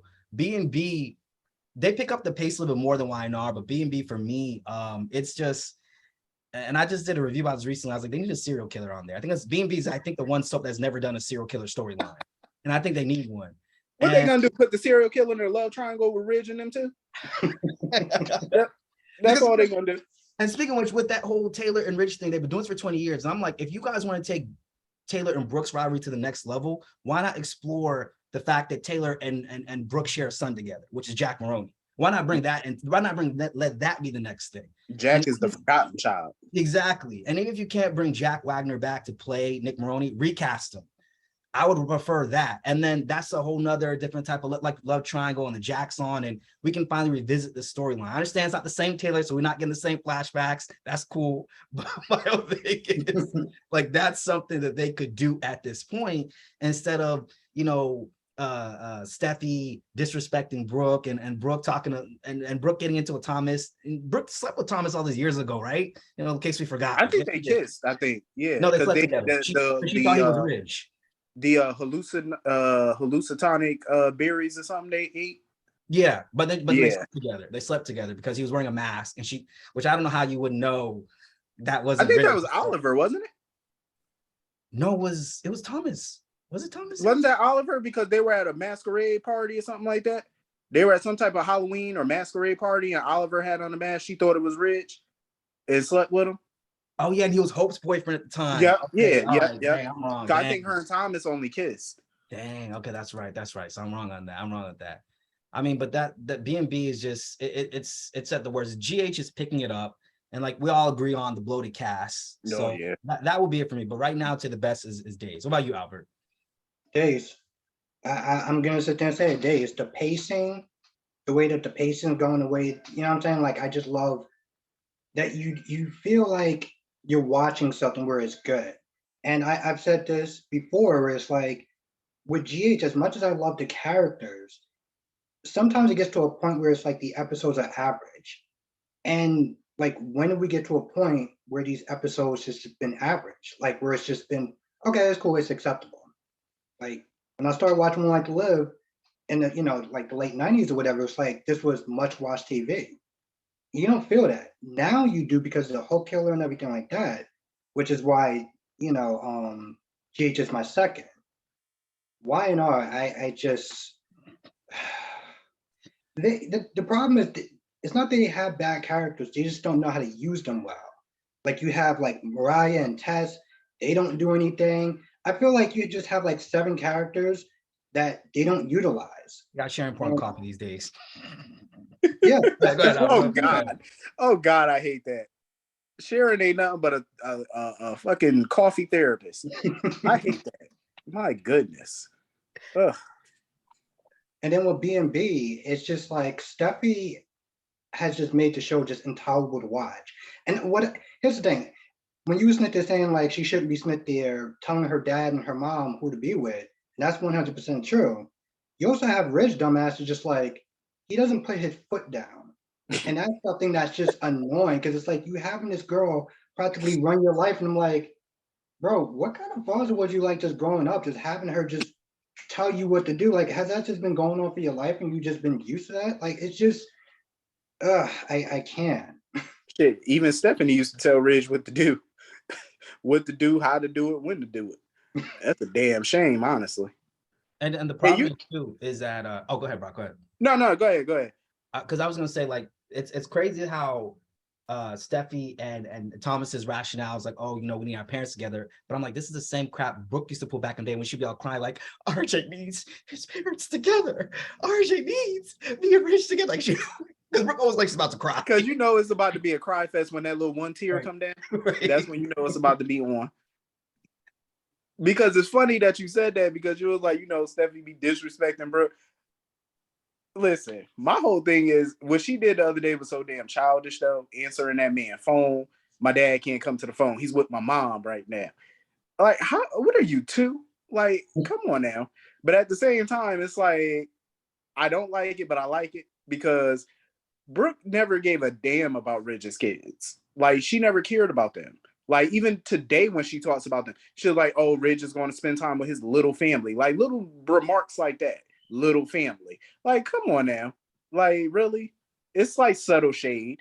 And all she gonna do is sit there where, you know, where her sisters and, you know, pull out that one little tear and, you know, sip the tea. And now she probably gonna go hop in bed with Liam at some point because they spending a lot of time together bitching.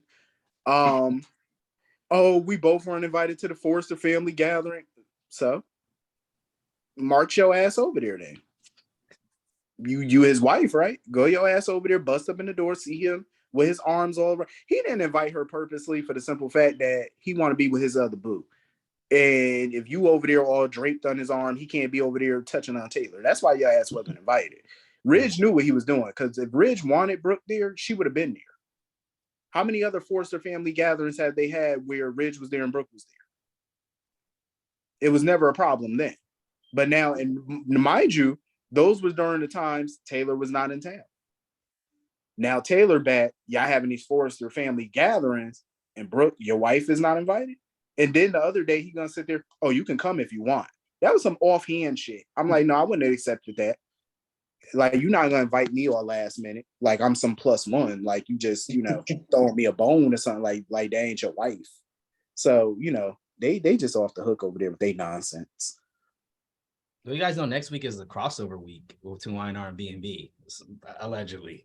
I think it's the crossover week next week. Yeah, I seen little snippets. I have low expectations. I seen little snippets, and I heard that Nikki was supposed to encounter Eric or whatever, and his little pickleball. Hopefully, you know, she stayed true to Victor because, you know, if Victor find out she out there canoodling with any one of them, you know how he'd do. He'd sit there, you know, throw a tequila glass at the wall or something with his old self. Because I don't know. Oh, go ahead, that crossover just looked like it's gonna be a little messy though. Messy in a fun way or messy in a boring way? In a boring way. It don't look interesting, that whole her and Deacon situation, like going all the way to LA to dig up dirt. It's like on Diane, like, what the hell are we, the mean girls in our 60s? But that was another thing, like I was just having problems with. I'm like, this stuff happened like 20, 30 years ago. You got these 3 women that have what you guys got nothing else to do with your time except for technically too, because Ashley ain't got shit to do with this at this point.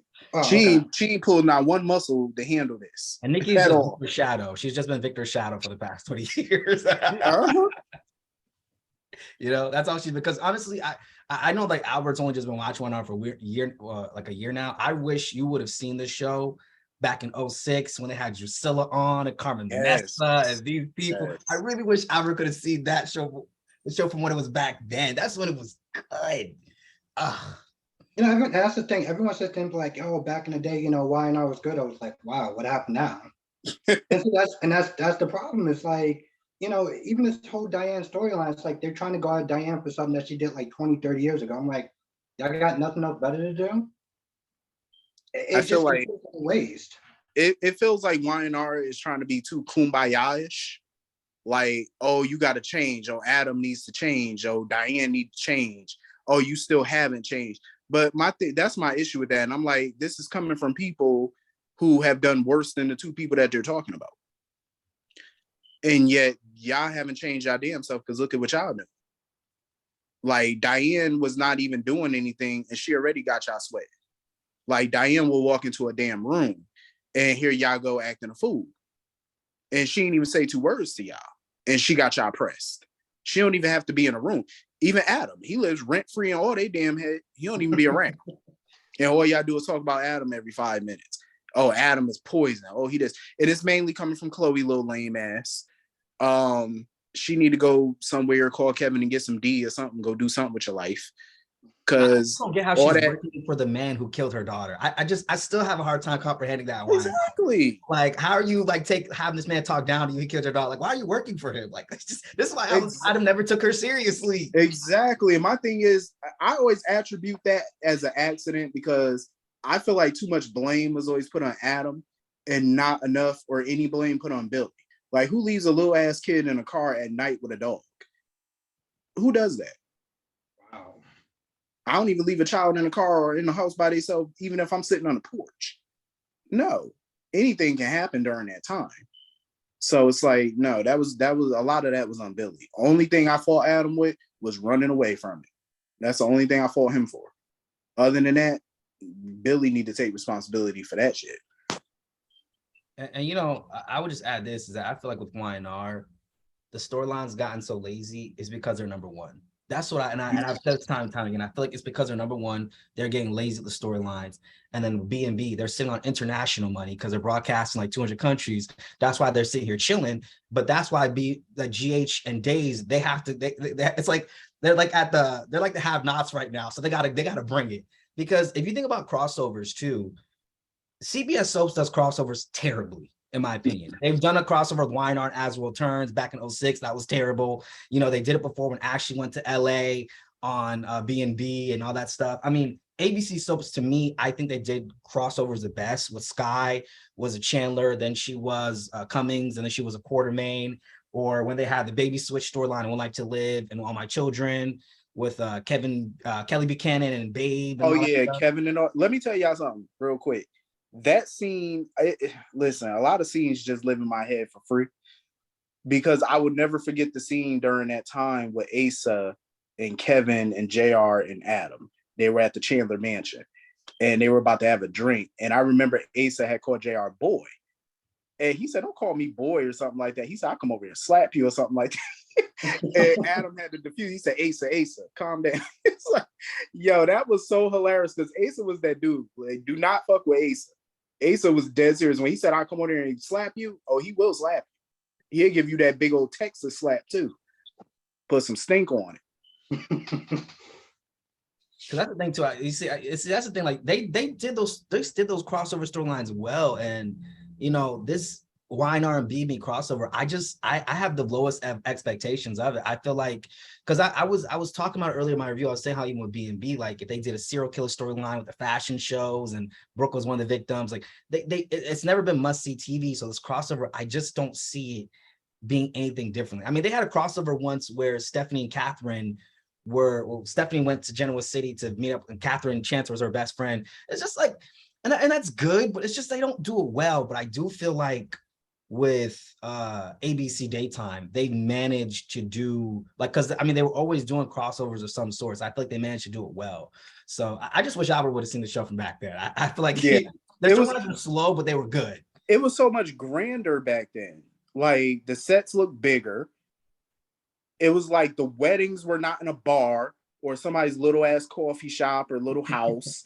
It was like they really went all out for their weddings, for their parties, for major events. Like they were held in ballrooms.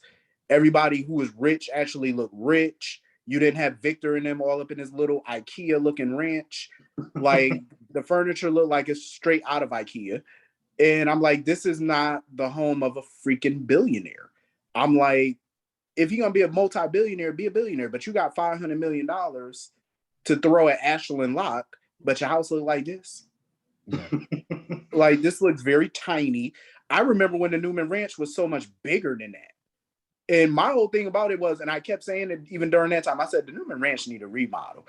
But when I said it, I'm like, I didn't mean for y'all to tear the whole bitch down and condense it and make it small. I meant change the damn couch and the drapes because they're from 1975. And it was like 2010. And you got these drapes from 30 years back. I'm like, no, just change the drapes and the couch. Not turn the whole thing into some little showroom that looks small.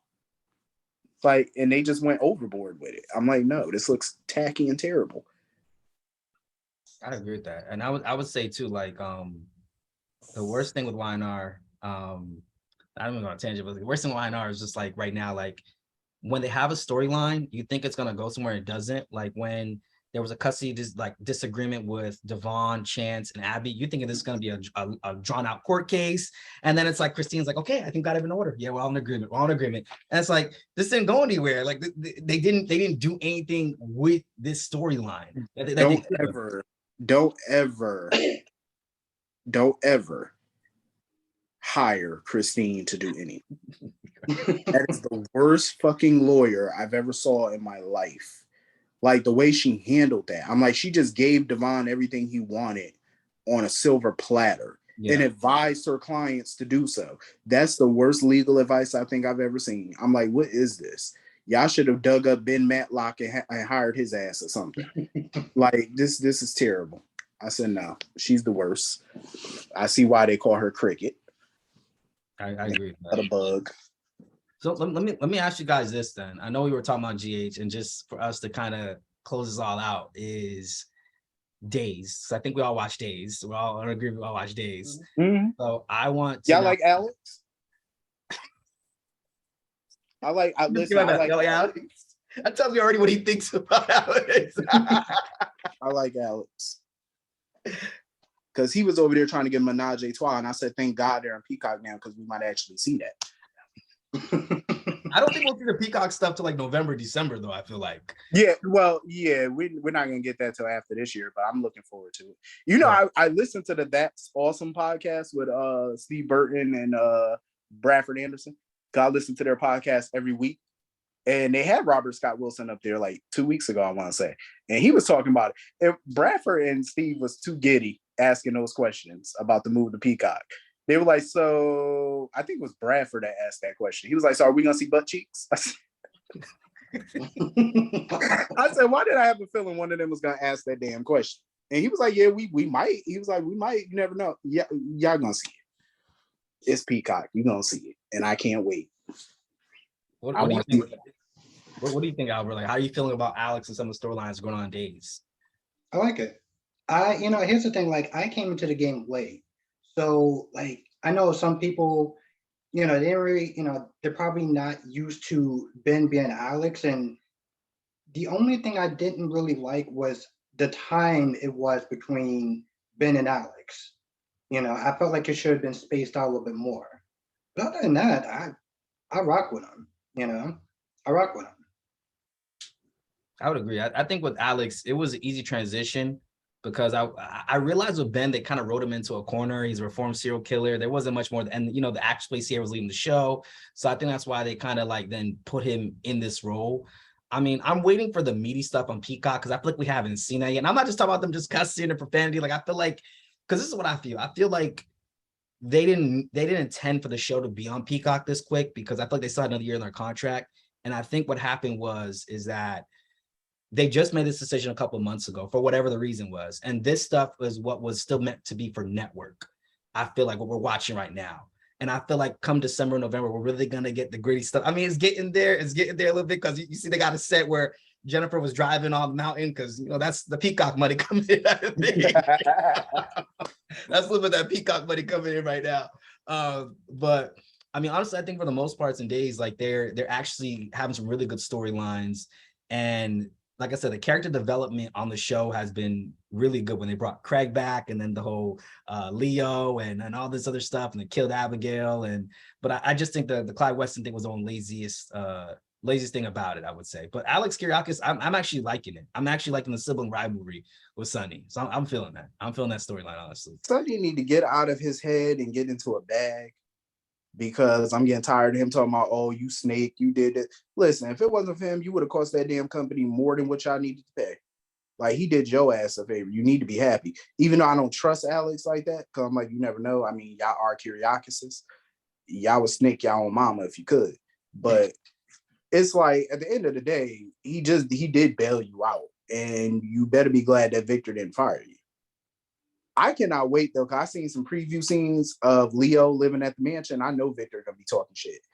And I live for it, because anytime John Aniston is on camera, I live for it, because you already know you're about to get some funny ass one-liners. Yes. Like the way he be coming for Leo, like I forgot who he was talking to. I think Leo was looking at Brady.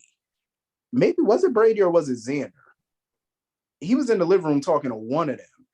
And I remember Victor just came out his mouth and was like, "Oh, Leo looking at you like a bitch in heat," and I just bust out laughing. Oh, That shit had me on the floor that day. I said, "Yo, how is he coming up with these sayings?" Because that shit had me dying. I love John Aniston. Like, I know he's on a limited screen time right now, but I want to see more of him because that man is hilarious. that's the one thing I could sit. I mean, that's one of the main things I could sit there and agree about his character. When I first started watching it, he says something about Steve, and I was just like, you need to have this guy on here more. Like, you need to have this guy on here more. Because I feel like he's the type of person that just says things with no filter. He's just like, he's going to say it and he doesn't care if you like it or not. And it's just, it is what it is. And 9 times out of 10, it's funny. Yeah, So, it really is. Um, I thought I would be like that at that age, but I feel like I don't even need to wait to be that way because I'm already that way.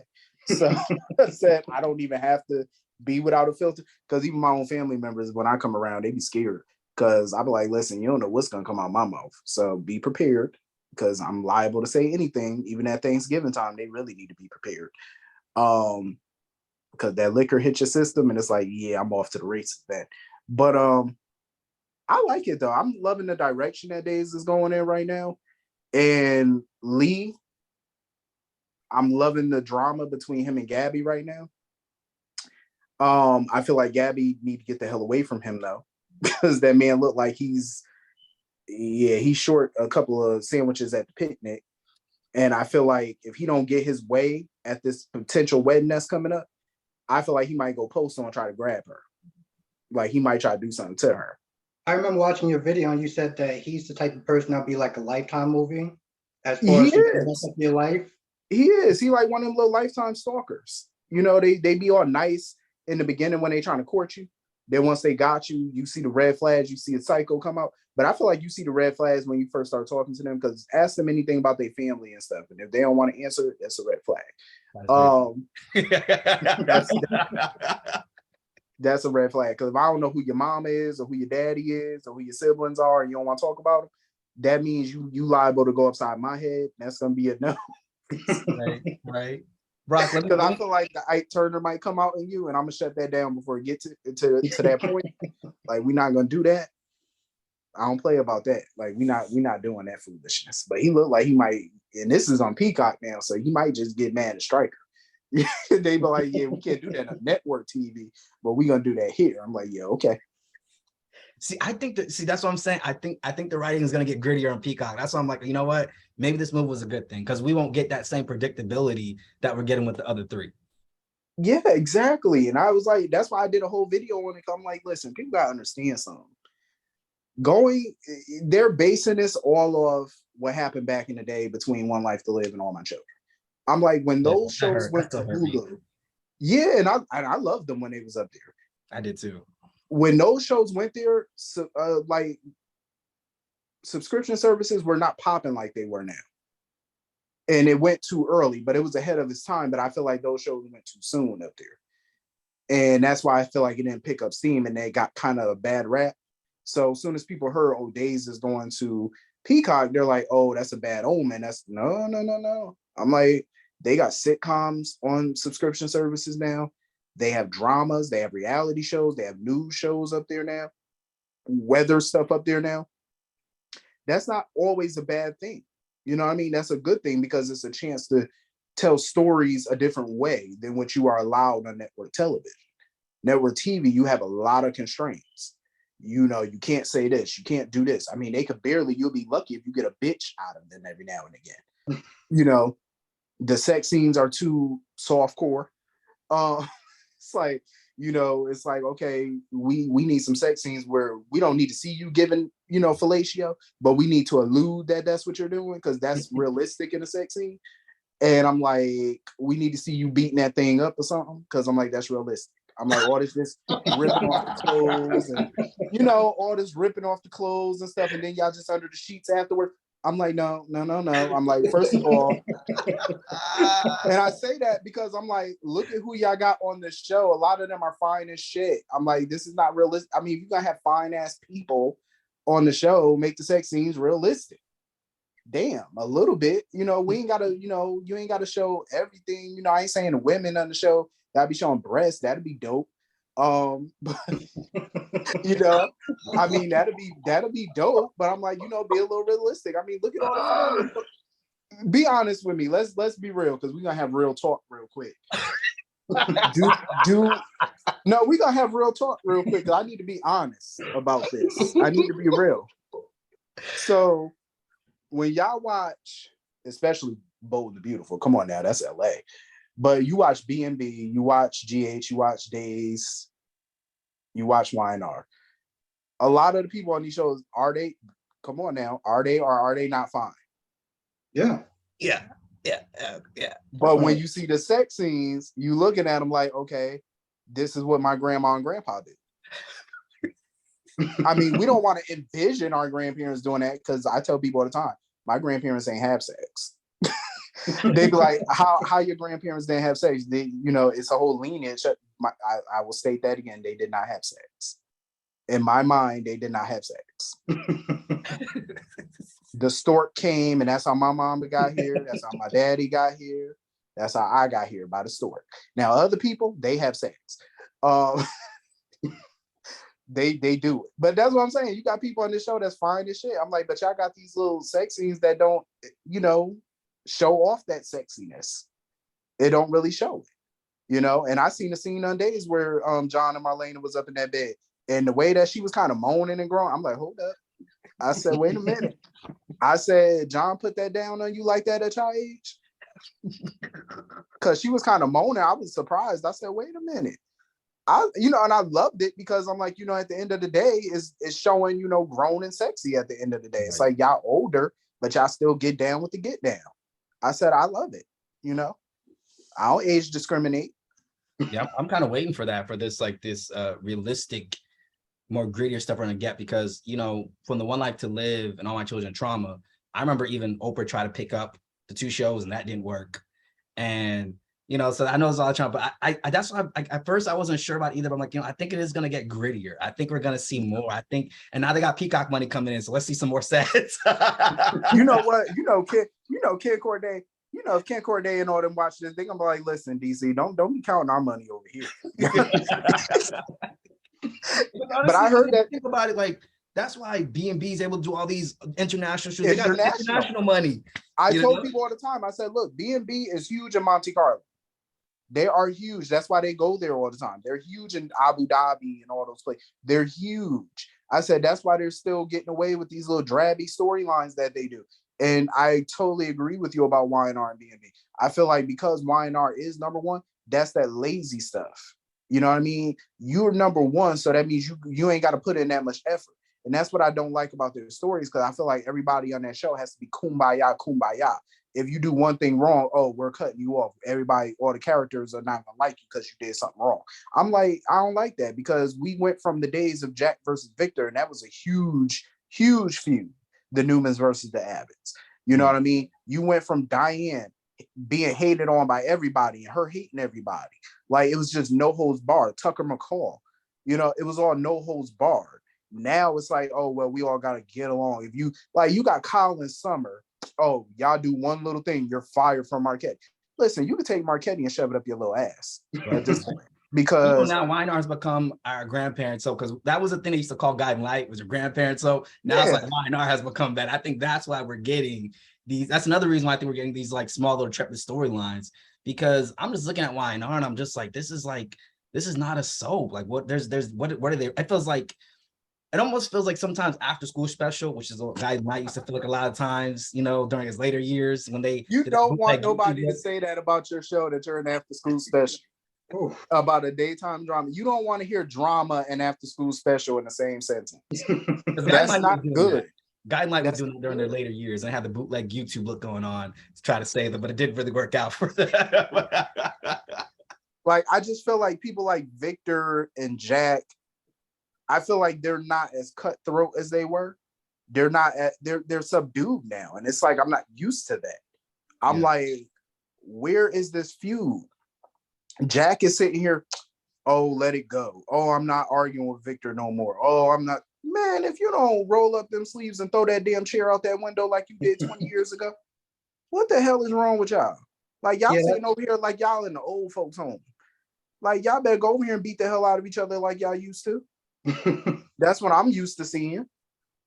Like Adam and Billy and stuff. I'm not interested in their little feud because I just find that shit to be boring. Because all Billy do is puff out his chest acting like he better than everybody with his little gambling debts. You know, he just act like he's so much better than Adam. Every time he see Adam, you know, he just puff out his chest like, oh, you're gonna hire him at Jabot. Why the hell do you care? You ain't want nothing to do with that company. You embezzled from the damn company. You should be in prison right now. So why do you care? You know, you don't work for them. And he even admitted that he didn't want to go back to Jabot. So if you don't want to go back to Jabot, I just feel like Billy just want to be a bum. I just feel like Billy don't want to work. He don't like work. Like he don't know what he want out of life. Like I just feel like Billy is just a man without a country at this point. You know, and he need to find some type of, you know that executive coach that they got on GH. That's what he need. You know, because I told everybody this shit when I did my review. I said that executive coach nonsense, that's some rich people shit, and I believe in that. Because when we're all going through job changes, we're not sitting here spending $1,000 an hour for an executive coach to tell us something we already know, that we need to get off our ass and go somewhere. All you have to do is pick a job that you think that you would want to do. We're not paying you $5,000 for this. Like, even if I'm balling, I'm not giving you that. Just to tell me something I can do. Like, she literally told Drew, oh, so go back to ELQ. Oh, well, if you don't want to go to ELQ, go back to Aurora. That's what I'm paying you to tell me? You sound more indecisive than I do. Like, this is what I'm paying you for? Right. I would have told, listen, Frank Valentini, don't hire these people no more just because they the spouse of somebody. Don't do this, because this is what we're getting. I'm like, listen, we're not doing that. So yeah, I feel like honestly with YNR, we're in a state of disaster because I feel like the writers need to go. They need new writers. I feel like they need somebody gritty. They need to stop recycling writers. I feel like they need writers. I understand that they want writers on these shows who know the history, and I get it, but you're getting the writers that know the history, but they're just not hitting on cylinders at all. They're not hitting the points. And I feel like there's a lot of new up and coming writers. I feel like that could take these shows into the modern generation that they desperately need. It's 2022. You know what I mean? Like, we got to move this stuff along and get right. And I can't even believe I'm saying this about Ron Carlivati, but he has been doing a damn good job on, Days of Our Lives for the most part. And DC, I want to ask you, because, you're a big fan of Ron Carlivati, I can see. I want to ask you, so is there any way that you can get in touch with him to let him know that he need to unblock me? Because I've been saying nice things about him the last year. You know what I mean? Like, I feel like me and him need to, patch things up, because what happened was like 9 years ago. And it's like, haven't I suffered enough? Like, shouldn't we get along now? Shouldn't I get off the block list? I've been saying nice things about the damn man for the last few years, and I'm still blocked. That sounds like a General Hospital promo, the way you just phrased it. 9 years ago, Brock TV was blocked by Ron Carlivati, but this week he becomes unblocked.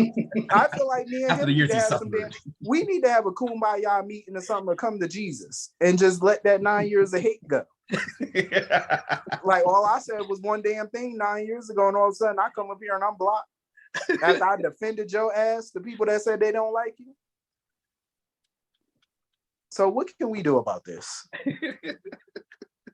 DC? I really want to know. I don't like being blocked by writers.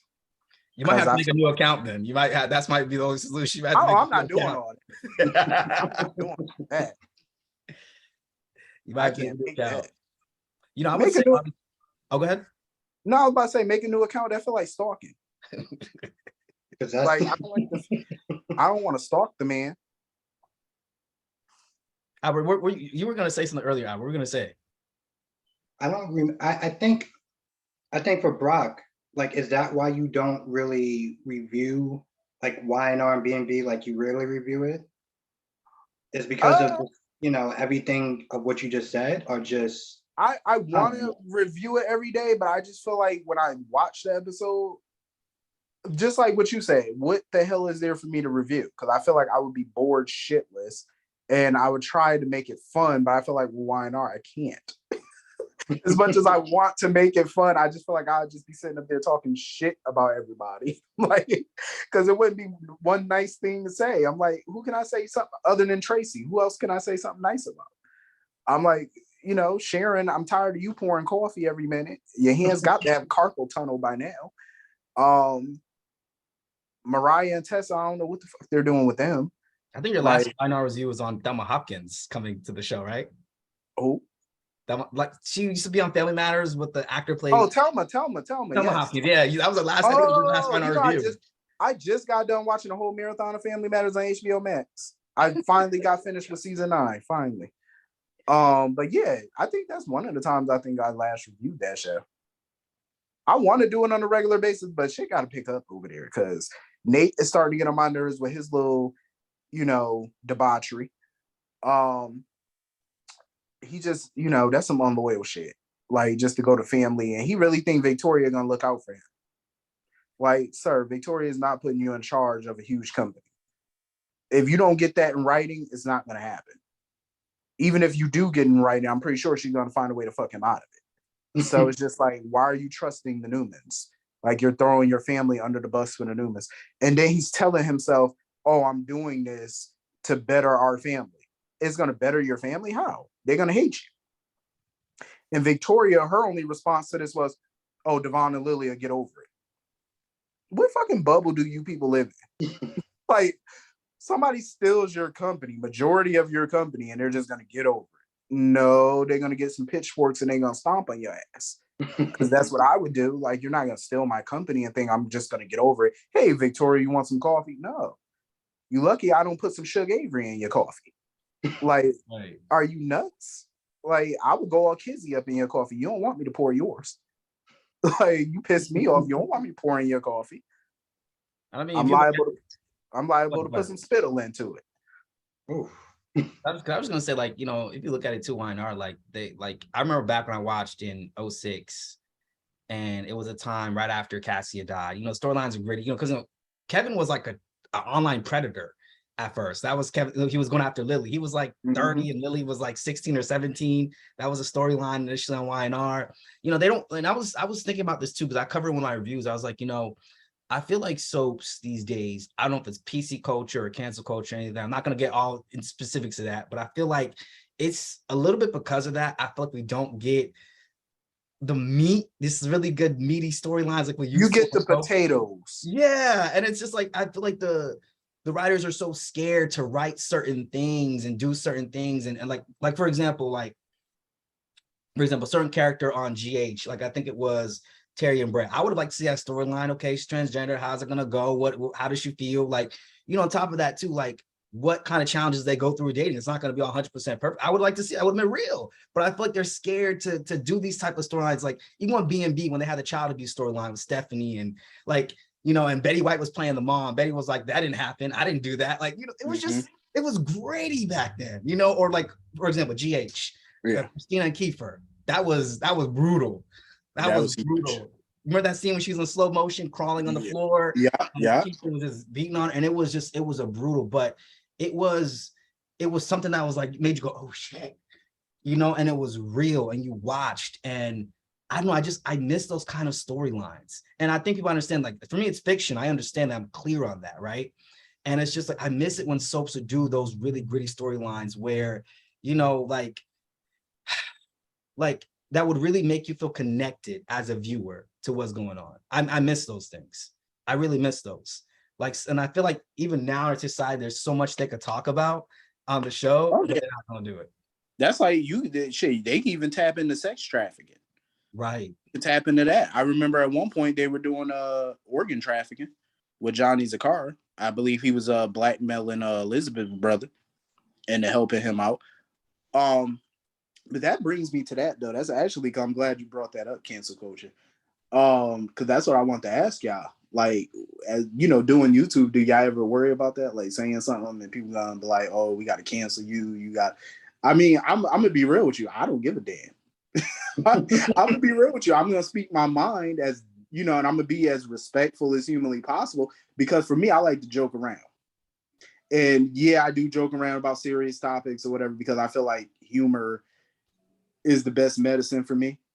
Because at the end of the day, I'm just not a fan of cancel culture. I really don't care. It's like I grew up in an era where you had, you know, Comic View, and you know, you had comedians saying and doing whatever, you know, actors saying and doing, and it, you know, it was never taken out of context. Like people wasn't all up in arms. You know what I'm saying? So for me, I don't worry about stuff like that. I'm like, listen, you can cancel me all day on Sunday. I don't care. I'm still gonna be here. I'm still gonna say it. You know, say what I feel need to be said, and you know, we gonna rock with it. We gonna move on. Y'all gonna do what you gonna do. You want to cancel me? Go ahead and cancel me. But the channel's still gonna be here, so it's like it don't matter. And I've still got a mic. I'm still gonna speak. As long as I got a live microphone and my body's still functioning, I'm gonna still talk. What about you, Albert? Just to kind of close. We going on for 2 hours, guys. We're about to go to 3 hours. Yeah. But Albert, let's answer these, and we'll go ahead and close out. Albert, the TV that Brock, the question that Brock TV asked, how do you handle that doing your reviews and then the cancel culture behind the scenes? You know what? What's your It's one of those things where it's like, and I think I told you about the one video that I did, and 2 people was like, "Well, I'm gonna unsubscribe." I'm like, I didn't want to sit there and come across as a dick and be like, okay, because I always sit there and look at each one of my subscribers and be like, all right, that does suck. But at the same time, I'm not gonna sit there and couch other people. So, you know, I'm gonna sit there and say what I'm gonna say, and people are either gonna love it or hate it. And I may lose some people, but then you know what? I may gain some people too. So that's kind of how, you know, I have to sit there and look at it. Just say what I'm gonna say, and whatever happens, happens. It doesn't mean I'm gonna go out my way to sit there and try to offend people, but you know, you got to sit there and just be honest, you know. And like I said, during that week when I was doing like the GH reviews when it was like really slow, and what I think I told you that one person was like, "Oh well, you know, you're acting like a Brock Jr." Oh, by the way, somebody was calling me a Brock Jr. in case, you ain't know about that. I told DC, but my thing is just about just, you know, being yourself and saying what's on your mind, regardless if it's good or bad, you know. Exactly. I Exactly. would say to add to it too, like it took me a while, I think, to get comfortable saying what I want to say on YouTube and everything, because I think in the beginning I was probably overly concerned with that. But then I said, okay, you know what, whoever's gonna come to my channel, if they get to know me, get to know my videos, they would understand me and my sense of humor. Because I spoke about that once with Albert. I was like, you know, I'm really big on having like a huge sense of humor, because I'll be doing soap skits, I'm making fun, like I'm just really that kind of a person.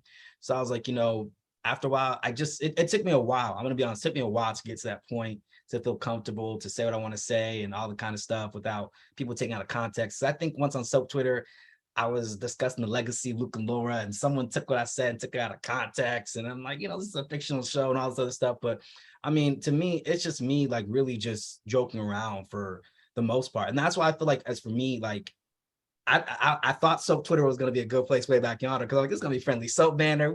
People going to get it. That was not the case. I went a real naive. I went a real naive, not thinking that was the case, but it wasn't.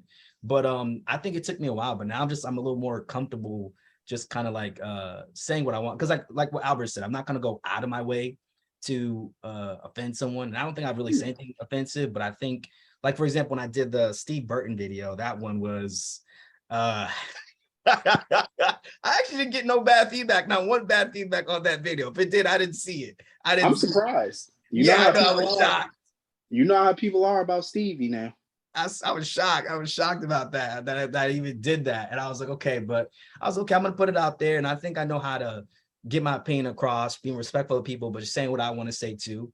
And so that was my thing. So, but I think the people who subscribe to my channel, I feel like they kind of they understand that. But guys, we had 2 hours here. Any closing thoughts though before we go? We had 2 hours. We're gonna do this again. We're gonna do this again.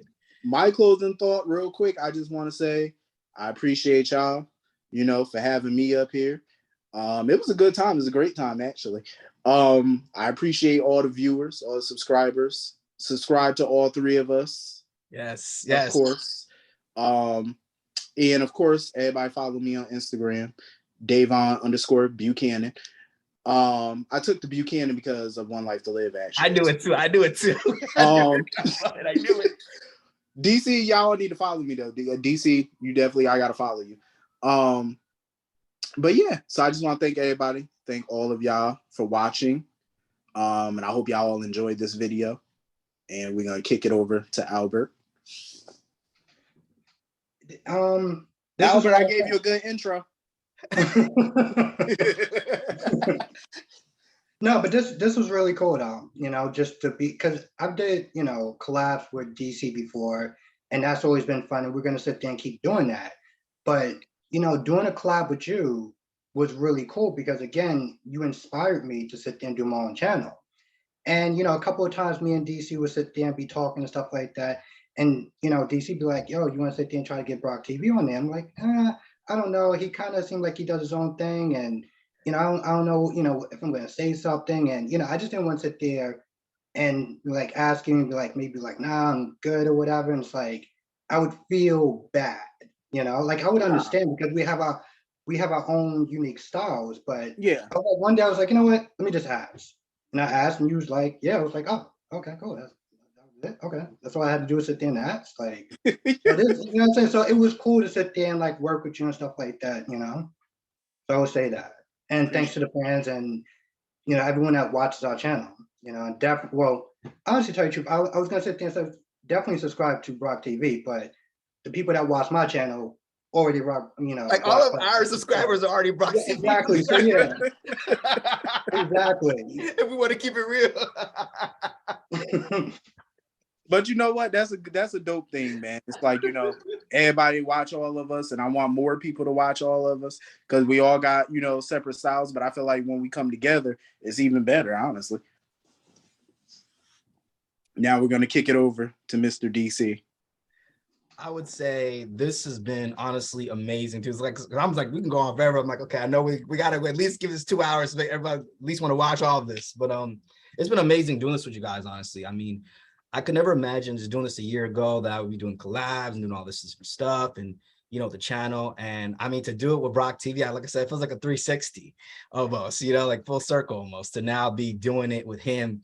And you know, I'm sitting here laughing because Albert was like, subscribe to Brock TV. I was like, people are subscribing to us, like his subscribers are our subscribers.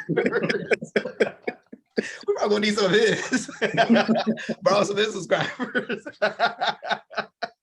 But honestly, it's kind of cool because I mean, I feel like with Brock TV, like you're kind of like almost like a pioneer. You've been doing it because I remember watching back then. It was you and some other lady that was called Nancy Drew 37 doing wine art reviews. I don't think she's not doing them anymore. I remember that time seeing that on YouTube. So it's kind of cool. And even me and Albert just doing these reviews, like it's definitely cool to just be able to do this with other guys who are also reviewing soaps. Like it's really cool to just kind of have this opportunity. And definitely subscribe to the both of you guys, you know, Brock TV subscribers and also for Albert, you know, but like, and I'm definitely gonna put the links for all three of you guys channels in my description when I post this. I know it's been amazing. I had a great blast, and we're gonna have to do this again because it's good all the time. This was really really great. I had so much fun doing this. I definitely think we should do like all 4 soaps or something. So I know it's been a cool opportunity, cool ride. I'm just excited. I'm glad we got the chance to do all this. So yeah, and it's what I was sit there and say before we go is that I had a lot of fun, like even talking about like you know the collab or whatever, because you know, you saw a couple of my live streams or whatever. I was like, yeah, it's gonna be me, DC, and a mystery guest. And people was like, who is it gonna be? It's gonna be Brock TV. I'm like, I don't know. Just have to wait and find out. But I felt like most people probably knew. I feel like most people probably know. But it was fun that they just kind of teasing the audience a little bit. right. Yeah. I had a lot of fun doing that. You know what I was about to do? I was about to try to like, you know, I do those little cheesy soap skits. I was gonna make a soap promo like this week on the Soap Sanctuary, special guests. I was gonna, I got time for that. I was gonna do Oh, you should like have that. Yeah, I know I should You have. better do that because I look forward to them damn intros. I was gonna do like this week, a special guest on the Soap Sanctuary. I should have done something like that, but I didn't have the time to do it. But I was like, yeah, I was gonna do it. But I mean, like I said, it's been a lot of fun, like just doing this. I mean, to have you and Brock just doing collabs with even just the both of you. I mean, because like if you guys think about it, if you want to be real, when you look up GH reviews, First person that comes up was Brock, and the next person right after that is Albert. I'm telling you, if y'all be realistic, y'all watch this. That's what it is. I'm being real with y'all. Those are the first two people that pop up. Well, eventually mine pop up a little bit, like maybe 7 or 8 pages after Brock, but eventually they see my face. No, you being modest now. Yeah. Being modest, because I look up GH reviews sometimes, and that shit be popping up #1 too. So I'm like, okay, he right here. Okay, let me watch his today. Wow, that means a lot. Thank you. I even upset about that. I'm so glad we got to do this, guys. So got to. But anyways, guys, I'm gonna go ahead and close this out. This has been our, I want to say, General Hospital review, soap talk. We were doing it all. This is kind of like a,